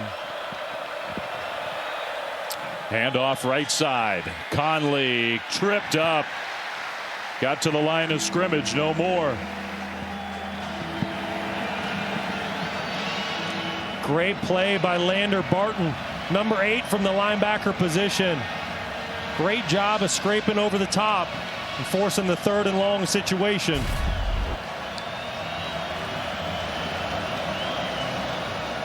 Keep an eye at the top of your screen. Barton doing a phenomenal job, and now the Wildcats face a 3rd and 10, and the fans are ready to make their presence felt. Clock moving, under 8 to go, 3rd quarter. Fafita zings one out to the left, incomplete, trying to hit Patterson, and I think some pressure was already impacting, even though that was a quick release. It's 4th down, and remember, Arizona's got a field goal kicker with a huge leg, Tyler Loop. So he's going to come on the field and try to add to this 10-3 lead. Great job by the Utah defense. You gave up a couple first downs. You were getting gashed in the run game. But you force a 3rd and long. You do a great job getting off the field and limiting the damage. Made one from 47. This one will be from 53 for Tyler Loop. Kick on the way, and my goodness, this guy's got a monster leg. Wow. He'll be kicking on Sundays. Unbelievable. Sounds a little different coming off his foot. That was like an explosion. And the field goal good to make it 13-3 after a 10-play, 58-yard drive. Brent Brennan's happy with the end result. All right, it's time to take a look at this week's college football rankings, brought to you by Prudential. Already 2 top 10 teams have lost that classic game in Tuscaloosa. Georgia goes down. Ole Miss, that was a real upset against Kentucky at home. And I tell you what, Brock, number 10 Utah, undefeated in that AP top 10. They are in danger here tonight. Yes, they are. Arizona's bringing it. And listen, it's that time of year, right? You get into conference play, these things start to happen. The thing that really stands out to me is the Ole Miss-Kentucky game. Mark Stoops and his ball club going down there to the Grove, getting a win. And don't forget, they had Georgia on the ropes just a couple weeks ago. So very, very impressive win for Kentucky. Kickoff after the long field goal was good, and that one almost goes through the uprights on the kickoff. So Utah's offense back to the field. Well, Isaac Wilson tonight, true freshman, making his 3rd career start, had some ups and downs. 2nd play of the game, turning the wrong direction when he goes to hand off the football to the running back. Early game nerves, common for a true freshman quarterback. Missed a couple open throws that could have led to touchdowns. He's made them in prior weeks, needs to make them tonight. And then you got to give a lot of credit to the Arizona defensive front 7. They've been putting pressure on Isaac Wilson from the first series of the game, getting after the young quarterback, really testing him. Does he know where his outlets are? Spins right on 1st down, going to throw on the move, intercepted! An interception, what a play by Genesis Smith, who's having a huge game. He's the 2nd stringer. Their star Trayden Stukes is injured on the sideline, and Genesis Smith is playing like Stukes. What a play by Smith. You said it. Having a heck of a ball game tonight, making play after play. You see the look on Kyle Whittingham's face. He just can't believe it. Isaac Wilson throws it right to Genesis. Good call getting the young quarterback out of the pocket, trying to get him comfortable. Listen, the wide receiver's open on that sideline comeback, but as a young player, you have to learn. Sometimes you got to put a little extra air on those throws to get it above that curl flat defender. But credit Genesis Smith. What a change of events for the Wildcats. So now the Utah defense has to come right back on the field. Fafita with Conley alongside. Arizona trying to take advantage of that turnover. Pressure, setting up a screen, and it's intercepted. No! Oh my goodness. In the hands of Fillinger on the tip, and it hit the turf and rolled away. That was almost insane. Well, how do you beat pressure? Utah's bringing pressure, so Arizona tries to dial up the screen, but the big defensive tackle, Junior Tafuna, gets a hand on the football. Just not able to reel it in for the interception. It was so close. The offense was coming on the field. The defense, everybody on the field thought that he finished that catch. And he just couldn't quite do it. I mean, there was actually some confusion there. Yeah, that was a missed opportunity for the Utes. The ruling on the field is an interception. First down. Whoa. Now, wait a minute. Okay, so there's a reason the offense was running out there.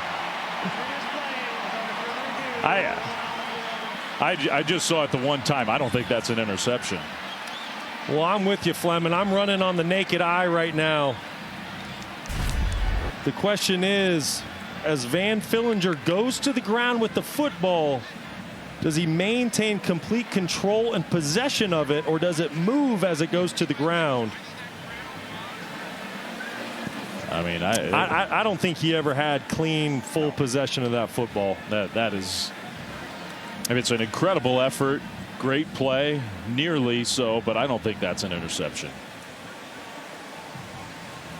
Ball was moving the whole time. I don't think he ever really truly secured it. And then it squirted out. You saw that line judge come in from behind, and he was waving incomplete all the way. Yeah, great effort, but you said it, Flem. Never fully possesses the football, never has control of it. Bounces when he hits the ground. It's going to be an incomplete pass. I mean, I'd be really surprised if that one isn't overturned. I was surprised that they made the call the way they did on the field, because the initial ruling was no from the line judge. Then they talked about it and had a little group huddle and decided it was an interception. So that's why we've got the review going here. Gerald Austin is the replay official. David Alvarez, our referee on the field. A little frustrated. Let's see. After review, the defender did not complete the process of the catch. It's incomplete. Second down. So no interception. It'll be 2nd and 10. We almost had turnovers on back-to-back plays. A sudden change. Utah turns the football over. Arizona now has the football in plus territory, and you really get the sense that in a lot of ways this series can determine the football game here. If Arizona goes up 20-3, the Utes are not built to come back from a deficit like that. If Arizona gets a touchdown here, Utah is in huge trouble tonight. They're in trouble already as it is. Wildcats have come to play.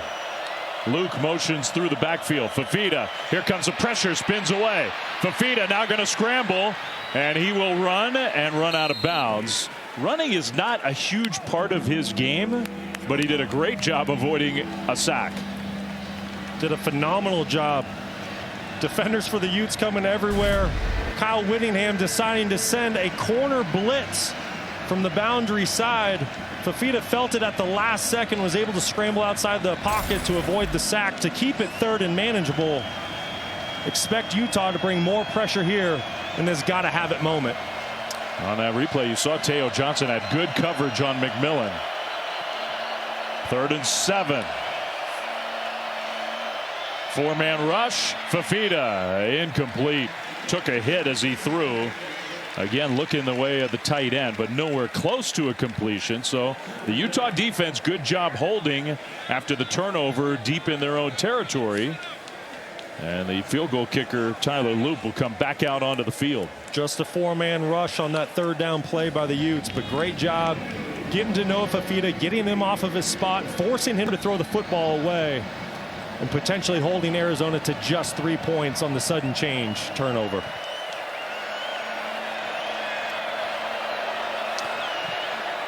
That kick is up, and it's good. Chip shot doesn't even begin to describe it with his leg from that close. So the turnover leads to 3. Arizona's got a 13-point lead.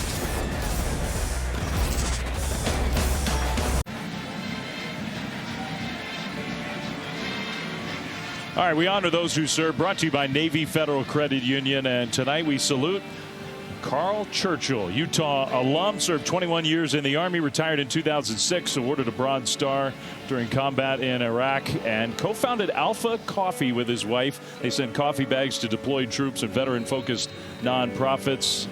We salute Lieutenant Colonel Carl Churchill. The Utes are very proud to have him count among their distinguished alums. Utah football, this has got to be a shock to everybody here inside Rice-Eccles, the way Arizona has taken charge of this game. After another field goal coming off a turnover, Utah's offense with the freshman quarterback Isaac Wilson. Last pass went for an interception and led to the field goal. Well, listen, you're going to find out a lot about the young quarterback, what he's made of, what's his makeup, how does he handle adversity, can he take that interception from his last series, can he flush it, turn the page, move on, and help get his ball club back in the game, or does he compound with mistakes? This will be a very pivotal drive. We'll see if Utah tries to get the ground game going again. 5 for his last 16, Wilson. Both quarterbacks have cooled off after hot starts. Bernard being pursued, and he'll get wrestled to the ground. Got a yard on first down. I think Arizona was probably thinking the same thing I was. Well, listen, this Arizona defense's pursuit to make that Desert Storm defense very proud. You're getting 11 guys to the football tonight, just flying around, being very physical, very technique sound, staying in their gaps. This is a defensive unit that's putting on a great performance tonight. And we've highlighted the defensive backs in Dwayne Aquina, one of the all-time greats as a position coach. He's the coordinator, and they've made a lot of great plays, but the front has as well. Bernard gets a carry on second down and gets a block, cuts it upfield, and almost gets there. Nice run for Mekhi Bernard. Brown gets another tackle. It'll be third down and a yard.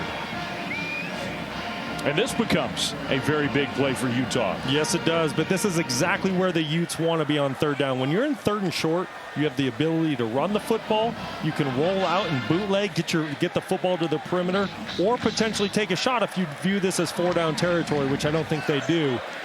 A lot of options at Utah's disposal right here. Kyle Whittingham has been frustrated all game over on that sideline. He knows this is a big play. On 3rd and 1, and a first down and more outside the 40. So Utah converts that time. Got 7 when they needed 1. Great job by the interior 3 on that offensive line for Utah. Great job on the initial line charge. And then Mekhi Bernard doing the rest, finding the crease, one cut, getting vertical to pick up a fresh set of downs for the Utes. I mean, it's easy to forget. Utah's got a lot of players who've been around for a long time. Mekhi Bernard, who started in the Rose Bowl as a defensive back because they had so many injuries. He's a guy who's waited his turn. He's been banged up. Play fake. Wilson, all kinds of time. Deep middle, and that one's almost intercepted. He threw it into double coverage. Davis got a hand on it, intended for Singer. Well, Wilson got lucky there. I like the hard play action fake. I thought he did a great job with that sell and run. But a young quarterback, if you're going to throw a post across the field, you have to know where the backside cornerback is, and that's where Tacario Davis, number 1, comes into play. He has no responsibility. There's no receiver on the backside of the play. Davis does a great job drifting in there for the pass breakup. Another pass defended by Arizona. They're piling up the pass breakups tonight. It's 2nd and 10. Isaac Wilson is still looking for his first completion in the quarter. Hasn't had one. Bernard takes the handoff and a short gain, just a couple of yards. I say Bernard, I think that was Mike Mitchell. Came into the game to get the carry. Trey Smith did a great job from the defensive end position. Had to really play the zone quarterback read there. Did a great job scraping down, making the play on the running back after Wilson handed the football off. You saw Dwayne Aquina with the headset on, one of the characters of the game, and really good at what he does. Bernard back in there on 3rd down. Arizona jumped. The hard count, and they jumped. That changes things, assuming that penalty is against the Wildcats. Everybody points at everybody else in a spot like this. Offside. Defense, number 46, 5-yard penalty. Still 3rd down. Great job by the young quarterback, Isaac Wilson, using his hard count to draw a free 5 yards here. I'll tell you what, Flem, 3rd and 3. I don't care how long you've been playing the quarterback position, looks a lot different than 3rd and 8. And now you're in the part of the field where probably Kyle Whittingham is telling his longtime offensive coordinator Andy Ludwig, you got 2 plays to get these 3 yards. I think you're exactly right. Don't be surprised if the Utes run the football because of that mentality. Bernard with a receiver in motion, takes the handoff. Nice cut. Bernard with some power finish to that run. He's not the biggest guy, but he sure played big on that one. That's a first down, Utah. He played very big. He had Trey Smith come in, who's 270 pounds, who made the initial contact on him, and Bernard got him to fall forward for an extra yard or 2. Very impressive by the senior running back out of Long Beach.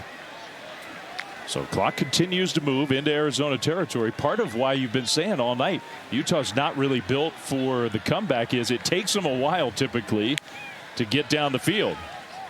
Now Wilson kept it, and that was not a good decision. He goes backwards, lost a couple yards.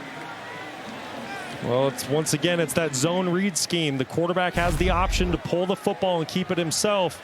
He was kind of caught in no man's land with the read with Trey Smith coming off the edge. Smith didn't really give a clear indication if he was going to take the running back or the quarterback. When in doubt, though, young quarterbacks, hand it off to the running backs. They're built to run the football. Cam Rising out again tonight, so it's the freshman who's been running the show, and Utah stuck on 3 points despite probably playing better on offense than that would indicate.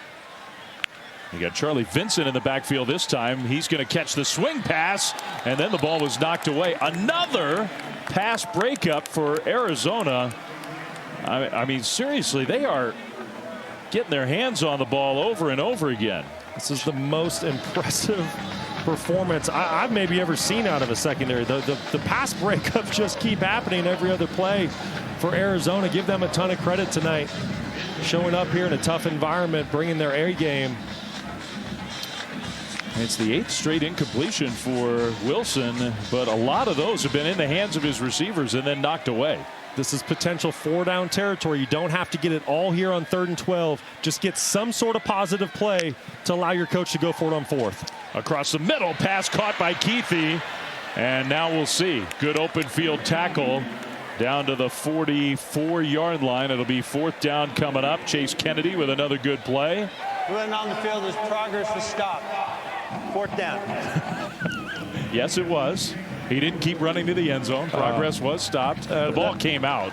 That was great quarterback play by Isaac Wilson. He understands the situation. It's 3rd and 12. I don't need to get it all. Coach is probably going to let me go for it on 4th down. Let me just find a quick completion. That is what he did to put his team in 4th and a manageable distance. 0 for 2 on 4th down tonight.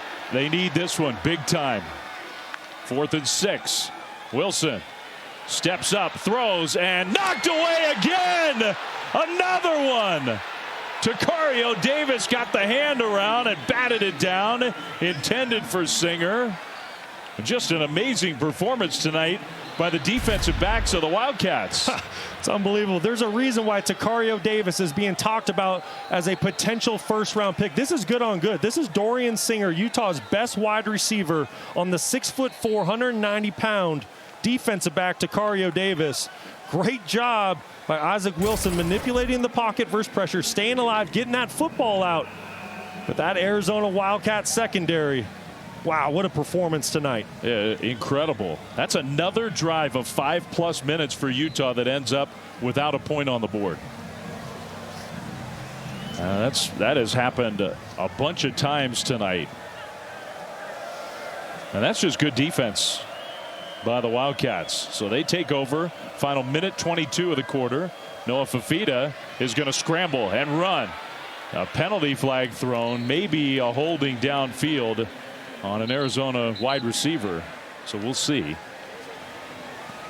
Arizona's abandoned the run game. They were gashing Utah on the ground, and now all of a sudden they're throwing every play.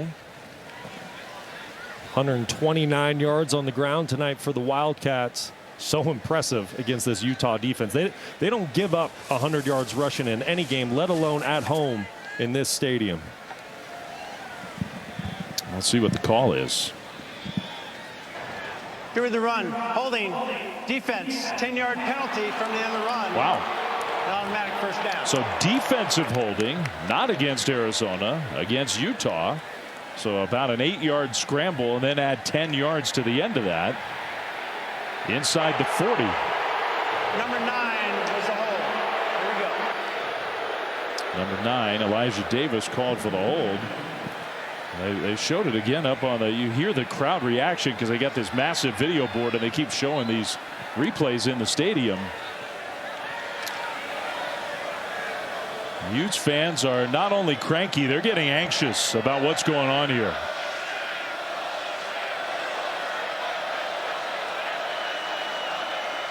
Wildcat almost. Direct snap to Fifita under center, and Risano takes the carry left side. So that's a short gain on first down. But the Wildcats on the move here. This is a pivotal drive. Can Arizona deliver the knockout punch right now? If you score a touchdown, if you're the Wildcats and you're able to get this football into the end zone on this drive, you know, you're really putting Utah out of reach in this football game. The Utah defense, I know that they understand that. I expect a lot of pressure and man-to-man coverage to challenge the Arizona offense this drive. Fifita swings it out right side. That's Conley with a blocker out in front to the sideline. Arizona first down inside the 30 down to the 26. Well, speaking of pressure, great job by Fifita recognizing the field pressure that the Utes brought from the second level. As quarterbacks, you're taught to throw into pressure. Fifita finds the hole in the defense, which is why it was such an easy pickup for the Wildcats. Nobody was there to account for Conley. That will be the final play of the third quarter here in Salt Lake City. It's been 7 years since an unranked team came here and beat Utah. Arizona 15 minutes away from doing just that. And welcome back to ESPN College Football, presented by IHG Hotels and Resorts. What an opportunity for Arizona. We start the fourth quarter in Salt Lake, 16-3. They lead the 10th ranked Utah Utes. Stormy with Brent Brennan just a moment ago. Coach Brennan, you talked all week about the importance of matching Utah's physicality. How physical has your group been tonight? I think we're excited about where we're at right now, but we also know we got a lot of football left to play, right? We got the fourth quarter. That's where games are decided. And so we got to continue playing with that physical edge and make some plays in this quarter. What is it going to take to close this out? We're going to have to put some more points on the board and also show up on defense. But I love the way our kids are playing. They're flying around, having fun, playing for each other. That's where we want to be. Thanks, Coach. Thank you. Well, you can love the first play of the fourth quarter. What a play by Teo Johnson, and on the field ruled as an interception. What an unbelievable momentum shift. Keep an eye in the middle of your screen. Arizona's going to go on a hard play action. You're going to see all the linebackers bite up, and you have a tight end running down the middle of the field, wide open, ready to deliver the knockout punch to the Utes. Instead, Fifita trying to push the ball down the field to Teteroa McMillan, his go-to target. And Johnson going up to make the game-changing, momentum-swinging play for the Utah Utes. Oh, my goodness. Two things, great interception, but you're right. There was a receiver wide open in the middle of the field. And Fifita tried to force the ball to his star wide receiver and paid the price. First turnover of the game. Now Utah, they have to get some points here. Their offense has been stymied. Isaac Wilson, the quick hitter. Money Parks with the catch, got spun around and hit hard. They'll give him forward progress out to the 24-yard line. Emmanuel Carnley, he's played big tonight. He's sort of normally a backup. We talked a lot about Takario Davis and the job he's done. Genesis Smith, been everybody. Yeah, it really has. It's kind of been a by committee back there. Playing a phenomenal football game in that secondary. This is a big moment for Isaac Wilson, the true freshman quarterback. Down a couple scores in the fourth quarter at home. Can you put together a scoring drive when your football team needs it? Bernard in the backfield. Wilson throws it, and that one tipped up and almost intercepted. Wow, Parks, it was a low throw, and it ricocheted off him, and Davis almost picked it off. Yeah, I think Wilson kind of got away with one there. Davis was there to make the play. Ball was a little bit low. Intended for Money Parks. That's a throw that Isaac Wilson, when you have a receiver running towards the sideline, ideally you want that football up high, up by his eyes, up by his face mask, so it's an easy catch for the wide receiver. Just a little bit low and away. Well, Isaac is struggling. It's not all on him, but 11 yards passing since halftime. Facing 3rd and 5 here. Pressure got picked up. The throw across the middle. That's complete to Keithy, who makes one man miss and then gets wrestled down at the 40. Big first down for Utah. Brant Keithy working on Genesis Smith, the nickelback for the Arizona Wildcats. Just in a one-on-one situation, Arizona elects to bring a single dog pressure, one linebacker blitzing from the second level, which leaves man-to-man coverage outside. Keithy winning on the quick slant. And Keithy limped off the field. Now trying to get it together so he can get back in the game. Bernard with Wilson under center on 1st and 10. Bernard gets the carry straight ahead, stacked up, and surges forward to get about 3 on 1st down. I don't know, Brock, if at some point, I mean, it's still almost a full quarter to play, but you're down 13. I don't know if the tempo might not need to pick up a little bit for Utah. You know, I don't think it needs to. You're only down 2 possessions at this point. You have the entire quarter to play. As long as you put together a good quality drive here for Utah, head down. You have to get a touchdown. You got to stop settling for field goals. There's plenty of time to play. Get your defense back out there on the field to get a stop. And I'm sure now thinking 4-down territory for the rest of this drive, maybe for the rest of this game, depending on the score. 2nd and 7. Wilson in the pocket. Wilson's going to throw deep middle, and Singer jumps up and snatches it.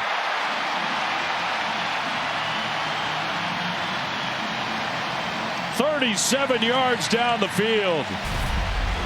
What a great job by the young quarterback, finding his go-to wide receiver. Dorian Singer matched up on Takario Davis, who we've been talking about all night, making play after play. Isaac Wilson just throwing a friendly ball to his wide receiver, allowing the 6-foot, 181-pound wide receiver in Singer to go up and make the play that Utah's been looking for a couple quarters now. 141 yards tonight for the former Arizona Wildcat. 1st and 10, Utah at the 20. Wilson back to pass. Wilson, touchdown! That's the old hoopster, Caleb Lohner. One-on-one from 20 yards out. And Utah is back in this game, his 3rd touchdown of the year. A guy who hadn't played football until this year. He'd been a college basketball player for BYU, for Baylor, and a good one. Decided he wanted to try football, and he may one day play in the NFL. Yeah, what a great story for Caleb Lohner, but even better throw by Isaac Wilson, finding the one-on-one matchup. Lohner at 6'7", 250 pounds, just a complete mismatch in the red area, especially when you have a smaller cornerback covering him. Reminds me a lot of Jimmy Graham. You get that basketball comparison, you see the size, see the athleticism. What a play by the Utes. He's got 3 catches in his football career. He's got 3 touchdowns in his football career. That's a good ratio. So the tight end helping the young quarterback. A drive that Utah needed big time back in the game. Now, first-year football player Caleb Lohner gets the first Utah touchdown of the game. And the Utes are back in it. Camera's starting to shake a little bit. Rice Eccles has come to life after a had-to-have-it drive for the Utes. And they get in the end zone, cut the lead to 6. Arizona's going to get the ball back, and they are going to bring it back. Jeremiah Patterson with the return. Penalty flags thrown. He gets to the outside across the 40, and it's, I think that was the kicker who actually drilled him out of bounds. Trey Coleman, who's the kickoff guy, but I think this big return is coming back. You got 2 different flags out in the middle of the field. Gotta love it when the kicker sticks his nose in there and lays the wood. That's how you win over some teammates. Make Pat McAfee happy. Spend practice over there just kind of on your own. Everybody's looking at you going, are you even a part of this team? Yeah, he brought the hit stick there. Big time. All right, so it's taken a while.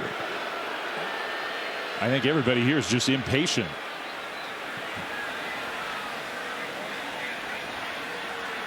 They want to get the crowd rocking and Arizona's offense to get on the field wherever they are. Yeah, these moments kill the juice in the stadium for the fans. They want to ride the momentum right now. Yeah, how complicated can it be?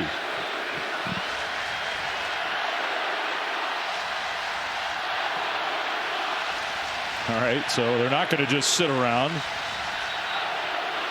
How about this scene? Unbelievable. How about these fans? Can we please get a call?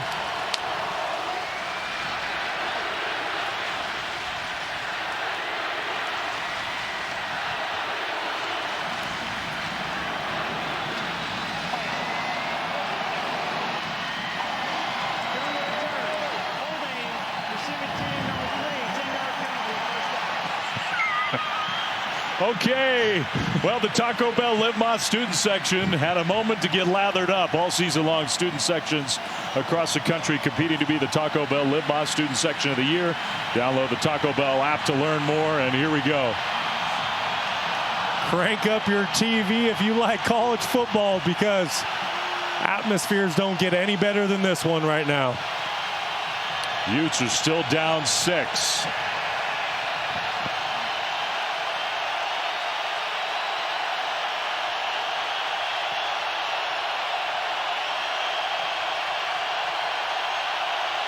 Wow. And Arizona moved. I don't know how you communicate. It is so loud. And it's going to get louder.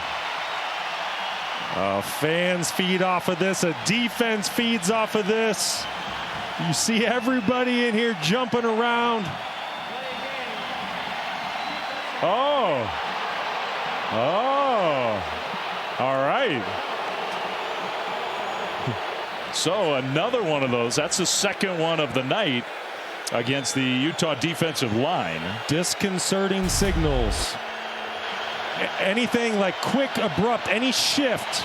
So that quick late shift by the defensive line that gets the offensive line to jump, that signals a snap of the football, is a foul.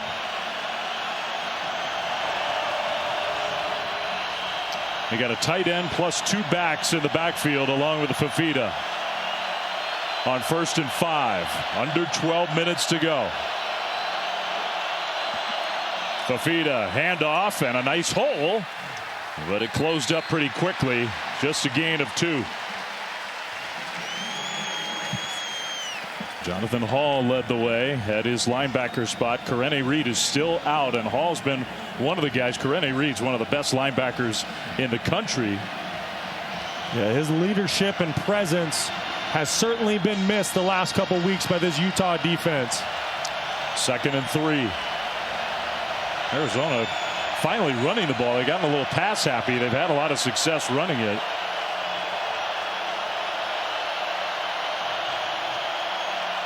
Conley alongside Fafita. He's going to throw. Going backwards. Fafita steps up, throws, and that one is caught. What a nice job by the quarterback, Sam Olsen, for a first down, Arizona. What an unbelievable job navigating the pocket by Noah Fafita to pick up a fresh set of downs. I love his pocket presence. He knows how to manipulate the pocket as well as any quarterback in the country. He keeps his eyes down the field the entire time. He feels the rush. He finds the open target. What a play. No panic with the place just going nuts. Now Conley tripped up. Maybe lost a yard. Let's go down to Stormy if she can hear us. Guys, every down, it is deafening. Honestly, I have noise-canceling earphones to hear the broadcast, and I can hardly hear you guys at times. But Noah Fafita said he was prepared for this. This is what he expected. He said coming in to this environment, a top 10 team, it's going to feel like the whole state of Utah is against us, and we are here to fight. Indeed, it does feel like that. 2nd and 11.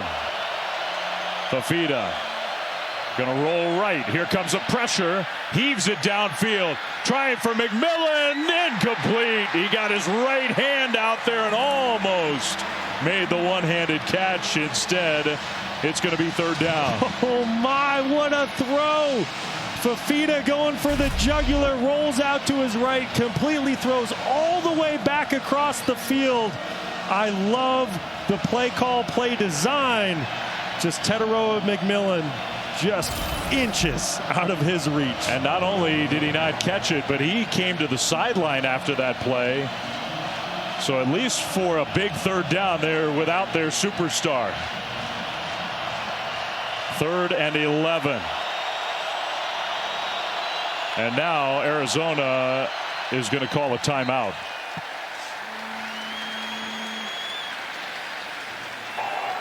Timeout, Arizona.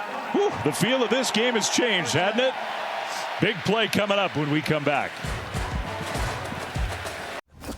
Oh no. Guess I'm going back to the store. I can fix that. Fast fixes with Felix. Tomorrow work? Works for me. Gotta run. That's what you do. Delivery at the speed you need. Prime Big Deal Days is coming October 8th and 9th. With exclusive savings just for Prime members, you'll feel like a big deal. Shop deals on electronics, fashion, and more this Prime Big Deal Days, October 8th and 9th. ESPN College Football is presented by IHG Hotels and Resorts. 19 hotel brands, 1 loyalty program. Download the app. Championships for this Utah program in the WAC, in the Mountain West, in the Pac-12. Now one of the favorites in their brand new conference, the Big 12. But being tested here at home by Arizona. Down 6. Wildcats have the lead, facing 3rd and 11.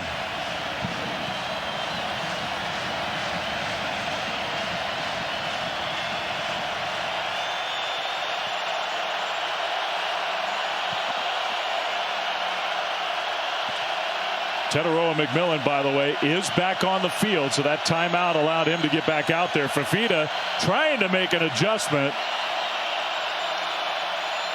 Got the play snap, pressure picked up, he got hit. The throw is caught into Utah territory. And Fifita gets up limping. Devin Hyatt, what a catch. Fifita hung in there, and a huge play down the middle of the field. What a catch and an even better throw. Noah Fifita knows he's going to take a huge hit at the end of the play, knows it's a gotta-have-it moment for his offense, stands fearlessly inside the pocket and delivers an absolute strike down the field. And now a quick hitter. It is juggled and incomplete. McMillan had his hands on it. That's a very rare drop for him. Man, Fifita, I don't know how his left leg and ankle didn't get torn to pieces on that hit. It wasn't a dirty hit, it just was so awkward, and somehow he hopped up and jogged down the field. What an unbelievable play. The concentration to stand tall and strong in the pocket. That is why he is one of the best quarterbacks in the entire country. We got Risano in the backfield. 2 tight ends are going to motion left on 2nd and 10. Arizona is in field goal range with their kicker. They are. Handoff. Risano stacked. And he lost a yard, maybe even 2. So, Flem, you brought up a tremendous point before that play. Arizona is in field goal territory with their kicker. If they get a field goal or any points on this drive, it becomes a 2-possession game. Utah with a true freshman quarterback starting tonight, you don't want that. I expect Utah to bring an all-out pressure here. They're going to have to leave a corner on an island with Tetairoa McMillan, but they have to find a way to create negative yards and knock Arizona out of field goal range. Conley will come in the backfield, and we'll see if that's what Morgan Scalley dials up. It's just a 4-man rush. It's picked up. Fifita scrambling, throws deep, end zone, caught, touchdown, Kean Burnett. Another amazing throw by Fifita on the run to the back of the end zone for 35 yards. And Rice Eccles has gone silent. Are you kidding me? What a play by the redshirt sophomore Noah Fifita, showing why he was the Pac-12 freshman offensive player of the year a season ago. He's had some doubters out there the past couple weeks. He hasn't been his normal self, but he went into the bye, got back to his fundamentals, back to his technique, and put an absolute dagger into Utah with that last throw. I'm sort of surprised they didn't go for 2, but that is a small side story to what was an amazing sequence. The huge play down the field on 3rd down with the place going nuts, and then a long 3rd down for the touchdown. Arizona just a few minutes away from a huge upset win.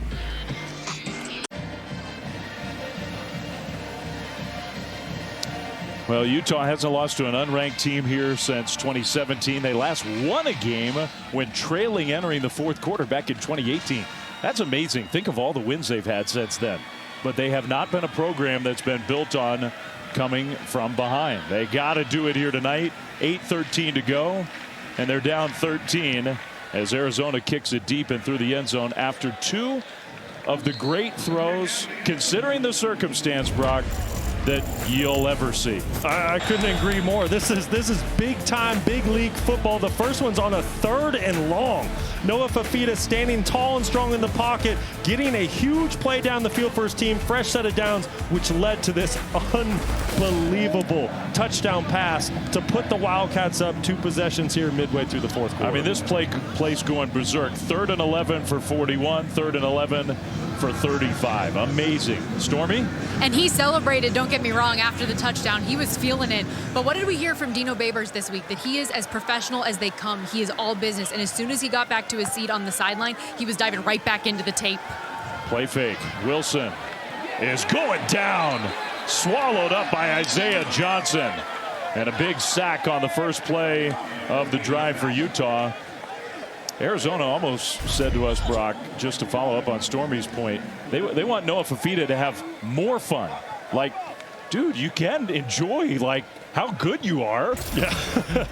But you know what? That's what makes Noah Fifita so good. That he goes about every single day like a pro. He has a routine. He has an extremely high work ethic. Those were just 2 all-time plays. As good as I've ever seen. Unbelievable throws. 2nd and 15. Utah running out of time. That throw low, and so it'll get 5 or 6, maybe even 7 yards to Money Parks. But 3rd down coming here. Utah's going to have to, I would assume, go for it if they don't get it. No question, Flem. This is definitely 4-down territory. And because of that, the entire playbook's at your disposal, right? You can throw the football anywhere you want on the field. If I'm the offensive coordinator here, I'm going to get this football out of Isaac Wilson's hand quickly.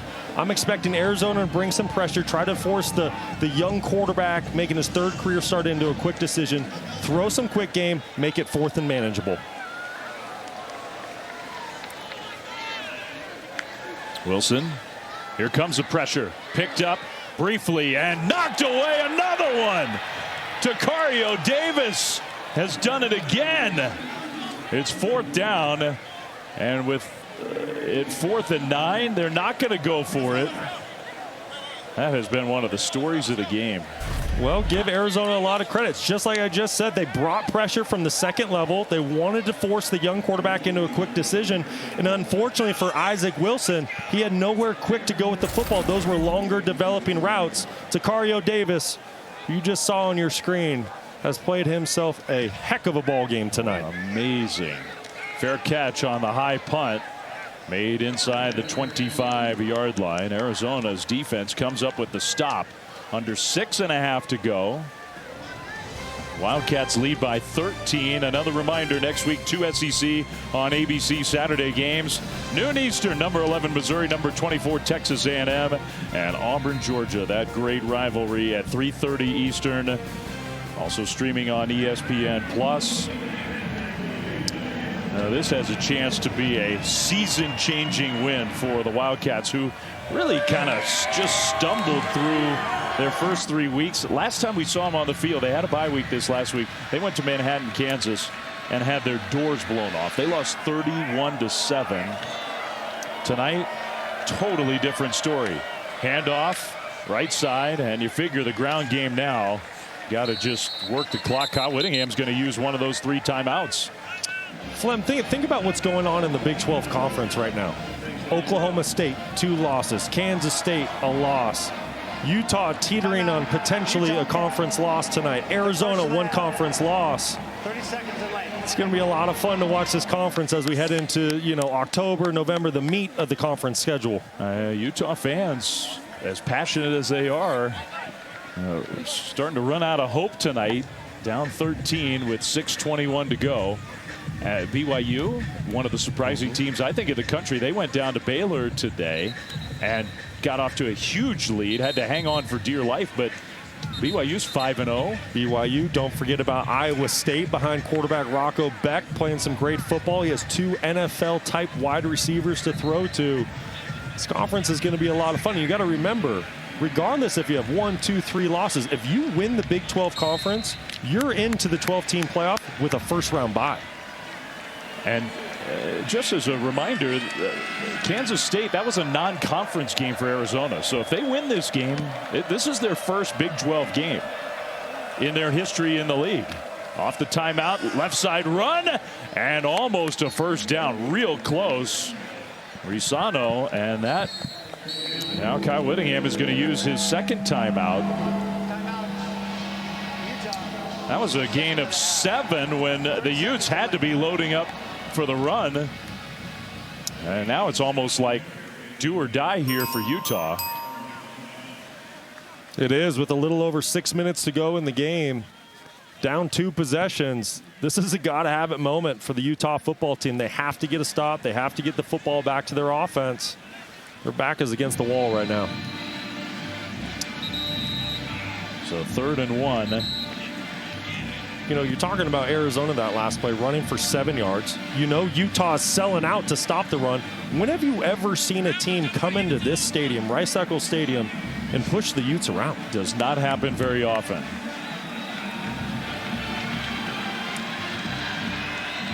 So can the Wildcats get a yard? If they can, they are almost all the way there to a monster win. Fullback Luke with Conley in the backfield alongside Fafita. On 3rd and a yard, handoff, and Conley got tackled, and I don't think he got there. In fact, he might have lost a yard. So Kyle Whittingham will use that final timeout. Alakai Gilman from his safety spot. Utah, the 3rd and final timeout of the half. So Utah's out of timeouts, but I do think they forced 4th down. That was an incredible individual effort by Alakai Gilman. You mentioned him, strong safety coming off the edge, unblocked, chasing down the ball carrier to force 4th and short. So now Arizona, it would take some monster guts to go for it and try to just put the game away. So from this part of the field, they're going to punt the ball, I do believe. Personally, yes, I am punting this every day of the week. And then some, up 2 scores. Utah is a true freshman quarterback on the other side. Got to play the field position game here.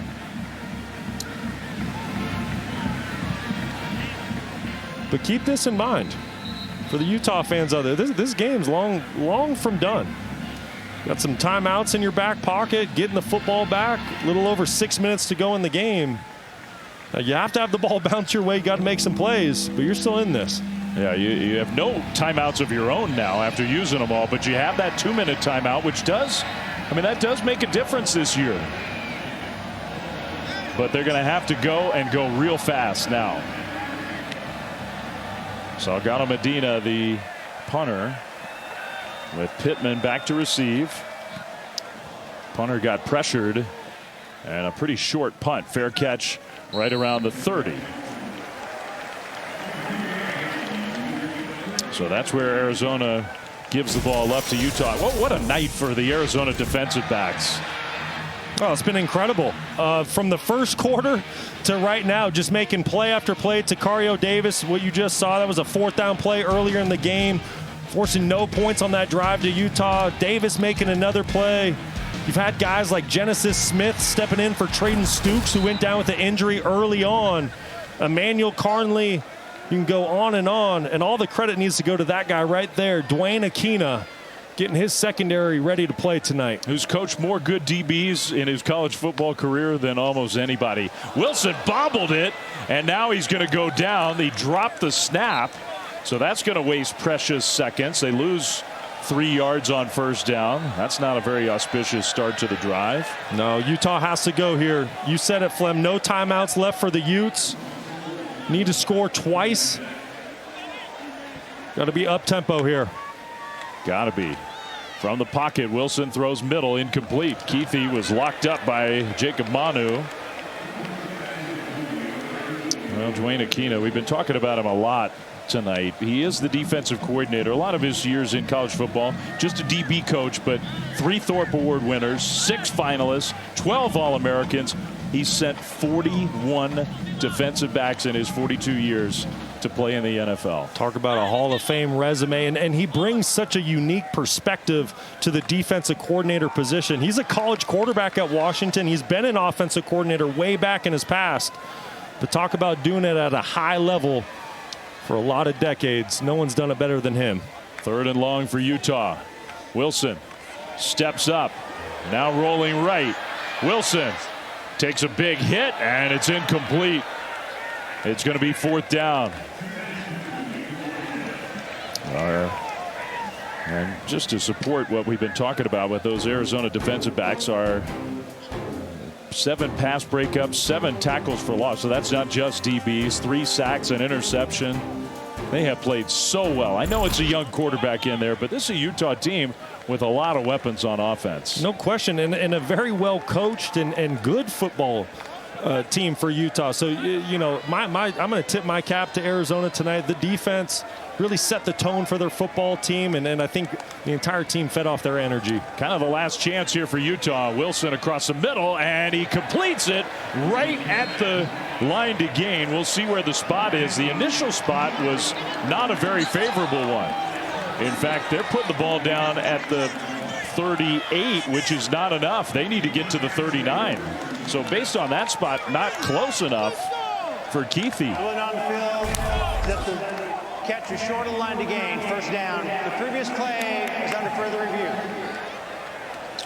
I mean, that's close. It's definitely, it was not a good, accurate spot. He's definitely ahead of where they put the ball, but I don't know if he got enough to actually get the 1st down. I'm with you, Flem. The ball's somewhere between that 38.5, almost that 39-yard line, which is the line to gain to pick up a fresh set of downs for Utah. It's going to be close. I mean, another good play there, number 23, just hanging on to a tough player, Brant Keithy, and dragging him down. Yeah, that's Carnley. Played a heck of a ball game tonight along with Takario Davis. Both those cornerbacks just absolutely outside the way we're. So I mean, if Arizona gets a couple 1st downs, the game is going to end without Utah touching the ball again. And all this they've done without, I mean, that's probably their best guy, number 2, Trayden Stukes. Dwayne Aquino said all the great players I've had, he's near the top of the list of most talented. And he's missed most of this game. Handoff on 1st down. And a tackle just short of the line of scrimmage. Arizona needs to let as much time as possible tick off between plays. Yeah, good tackle by Alakai Gilman coming up. And you're right, Flem. They're going to let this play clock run down. They're going to snap the football inside of 2-3 seconds every snap. They're in 4-minute offensive mode here. Just run out the clock, run the football, protect the football, stay in bounds. Trying to secure a massive road victory for this Arizona football program. Change the whole trajectory of their year. The first game they've ever played in the Big 12. Be one of their biggest wins in a long time. That's Risano, who bounced off one would-be tackler and then got back to the line of scrimmage.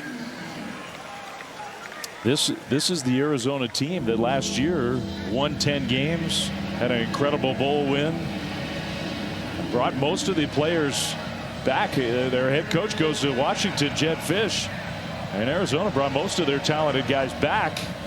Well, and Flem, remember why McMillan, why Fafita, why so many others, Manu on defense, why they came back? Because they said they had unfinished business. They wanted to leave Arizona on the right note. You continue playing football like the way you did tonight, you're going to be very happy with where you sit at the end of the year. And off on 3rd and long, and that's the right way to play it. So it's going to be 4th down. The guys who came back decided not to go with Jedd Fisch to Seattle. Would have been easy to go. Davis, Fafita, Manu, McMillan. I mean, the right tackle, Sabainaya, is a heck of a player. Yeah, you're talking about 3 potential first-round picks on that screen. Noah Fafita in that conversation whenever he decides to go to the NFL, just a redshirt sophomore. I mean, you're talking about some big-time talent that elected to stay in Tucson rather than following Jedd Fisch to Seattle. And you're seeing the results tonight. I think Brent Brennan's going to let the clock go all the way down, the play clock all the way down to 0, then use a timeout. Timeout, Arizona. Their second of the half. So 30 seconds and 3 minutes to go. Tyler Loop, the field goal kicker, is getting prepared for a long kick. There is a little risk involved if you try a long field goal. Utah's pretty good kick blocking special teams unit. There is some risk because if you miss this field goal, you're giving up a lot of field position. But you got to remember who the kicker is, Tyler Loop, and he has put on just an unbelievable performance himself tonight, making field goals from all over the field. Tyler Loop's got about the strongest leg I can remember for a college kicker. I mean, there have been some others here recently, but well, when he made the 53-yarder, it looked like the football was above the upright. I mean, he could have made it from 60 plus. So this one from beyond 55, maybe officially 56-yard try to push the lead up to 16.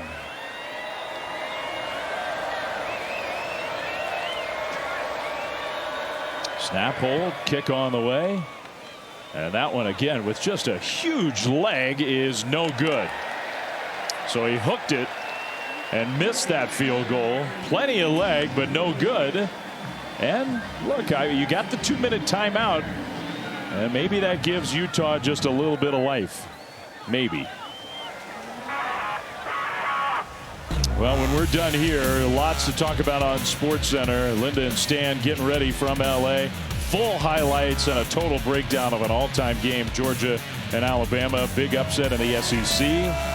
Latest injury news from the NFL. That and much more when we're done here in Salt Lake City. Utah fans cannot believe how this game has gone. Coming off a road win at Oklahoma State. Utah coming back home. Huge crowd.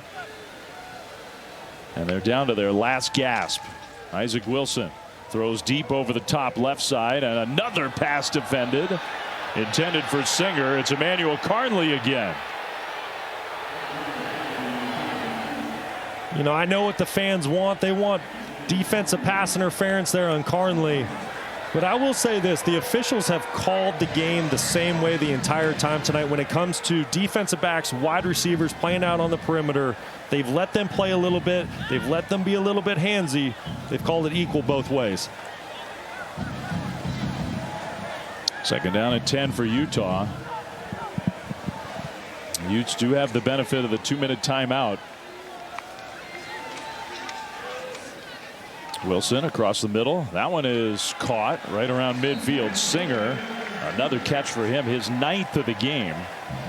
Utah's got to go and go really fast.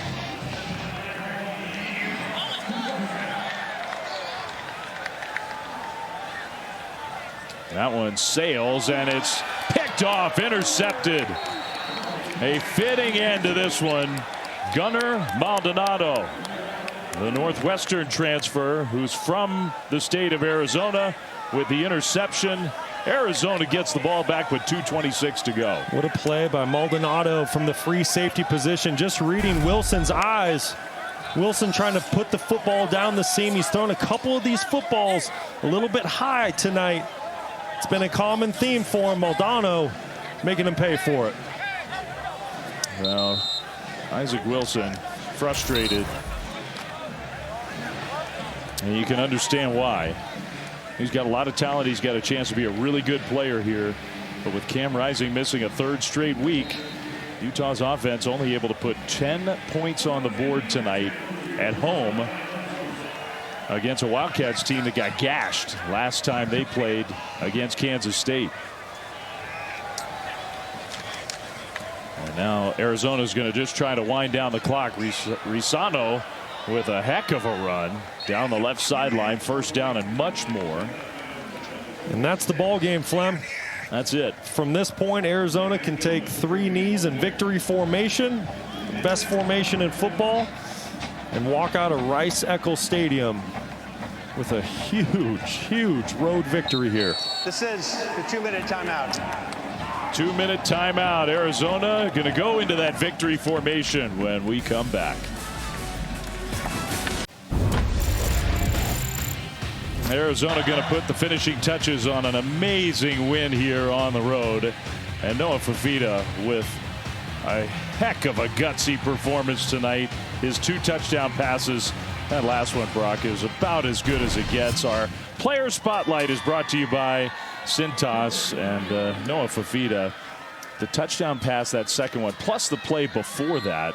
The numbers don't tell the full story about how well that kid played. No, they really don't. One of the best quarterback performances I've ever personally witnessed. And you got to think about the context of the whole situation. The last game, Arizona goes on the road. They only put up 7 points. They get blown out at Kansas State, completely embarrassed on national television. You go into a bye week and you have to sit in that for an entire week, really 2 weeks before you get to play another game. And Noah Fifita showed his poise, showed his command, showed his leadership, and came in here tonight to Rice-Eccles Stadium and put on an unbelievable performance. One thing we learned about Brent Brennan, the first-year head coach in Tucson, he can utilize a bye week. Yes, he can. I'd say they learned some things in self-scout, made a couple changes. Because I'll tell you this, through the first couple weeks of the season, this is not the offense that we saw out of Arizona. They were sputtering. They weren't in sync. They didn't look in rhythm. Fifita even looked uncomfortable. But tonight, the performance against Utah was just superb. Hugs all around, deservedly so. I mean, that's a win that just changes the whole feel of the rest of the year. Arizona in their first game in the Big 12 with about as tough a win in this conference as you could possibly get, coming to this place to beat this Utah team. Listen, momentum is so real in football. A win like this can create a springboard for the rest of your season, momentum that can't be stopped. Keep an eye on Arizona as we move through October and November. And how about that? You go back over the last 20 years, 9th win as an unranked team against a team in the top 10. Nobody's had more than the Arizona Wildcats over the last 2 decades. Maybe we should have seen it coming. So impressive. Give a lot of credit to that man there, Brent Brennan, bringing his ball club up here to a very tough environment and getting a monumental win for his football program. Final seconds tick off the clock, and the Arizona Wildcats Big 12 era begins with a great win against Utah. Final score 23-10 for Brock Osweiler, for Stormy Bonatoni, and our whole crew. Dave Fleming saying thanks for watching this presentation of college football on ESPN. A whole lot to get to on SportsCenter.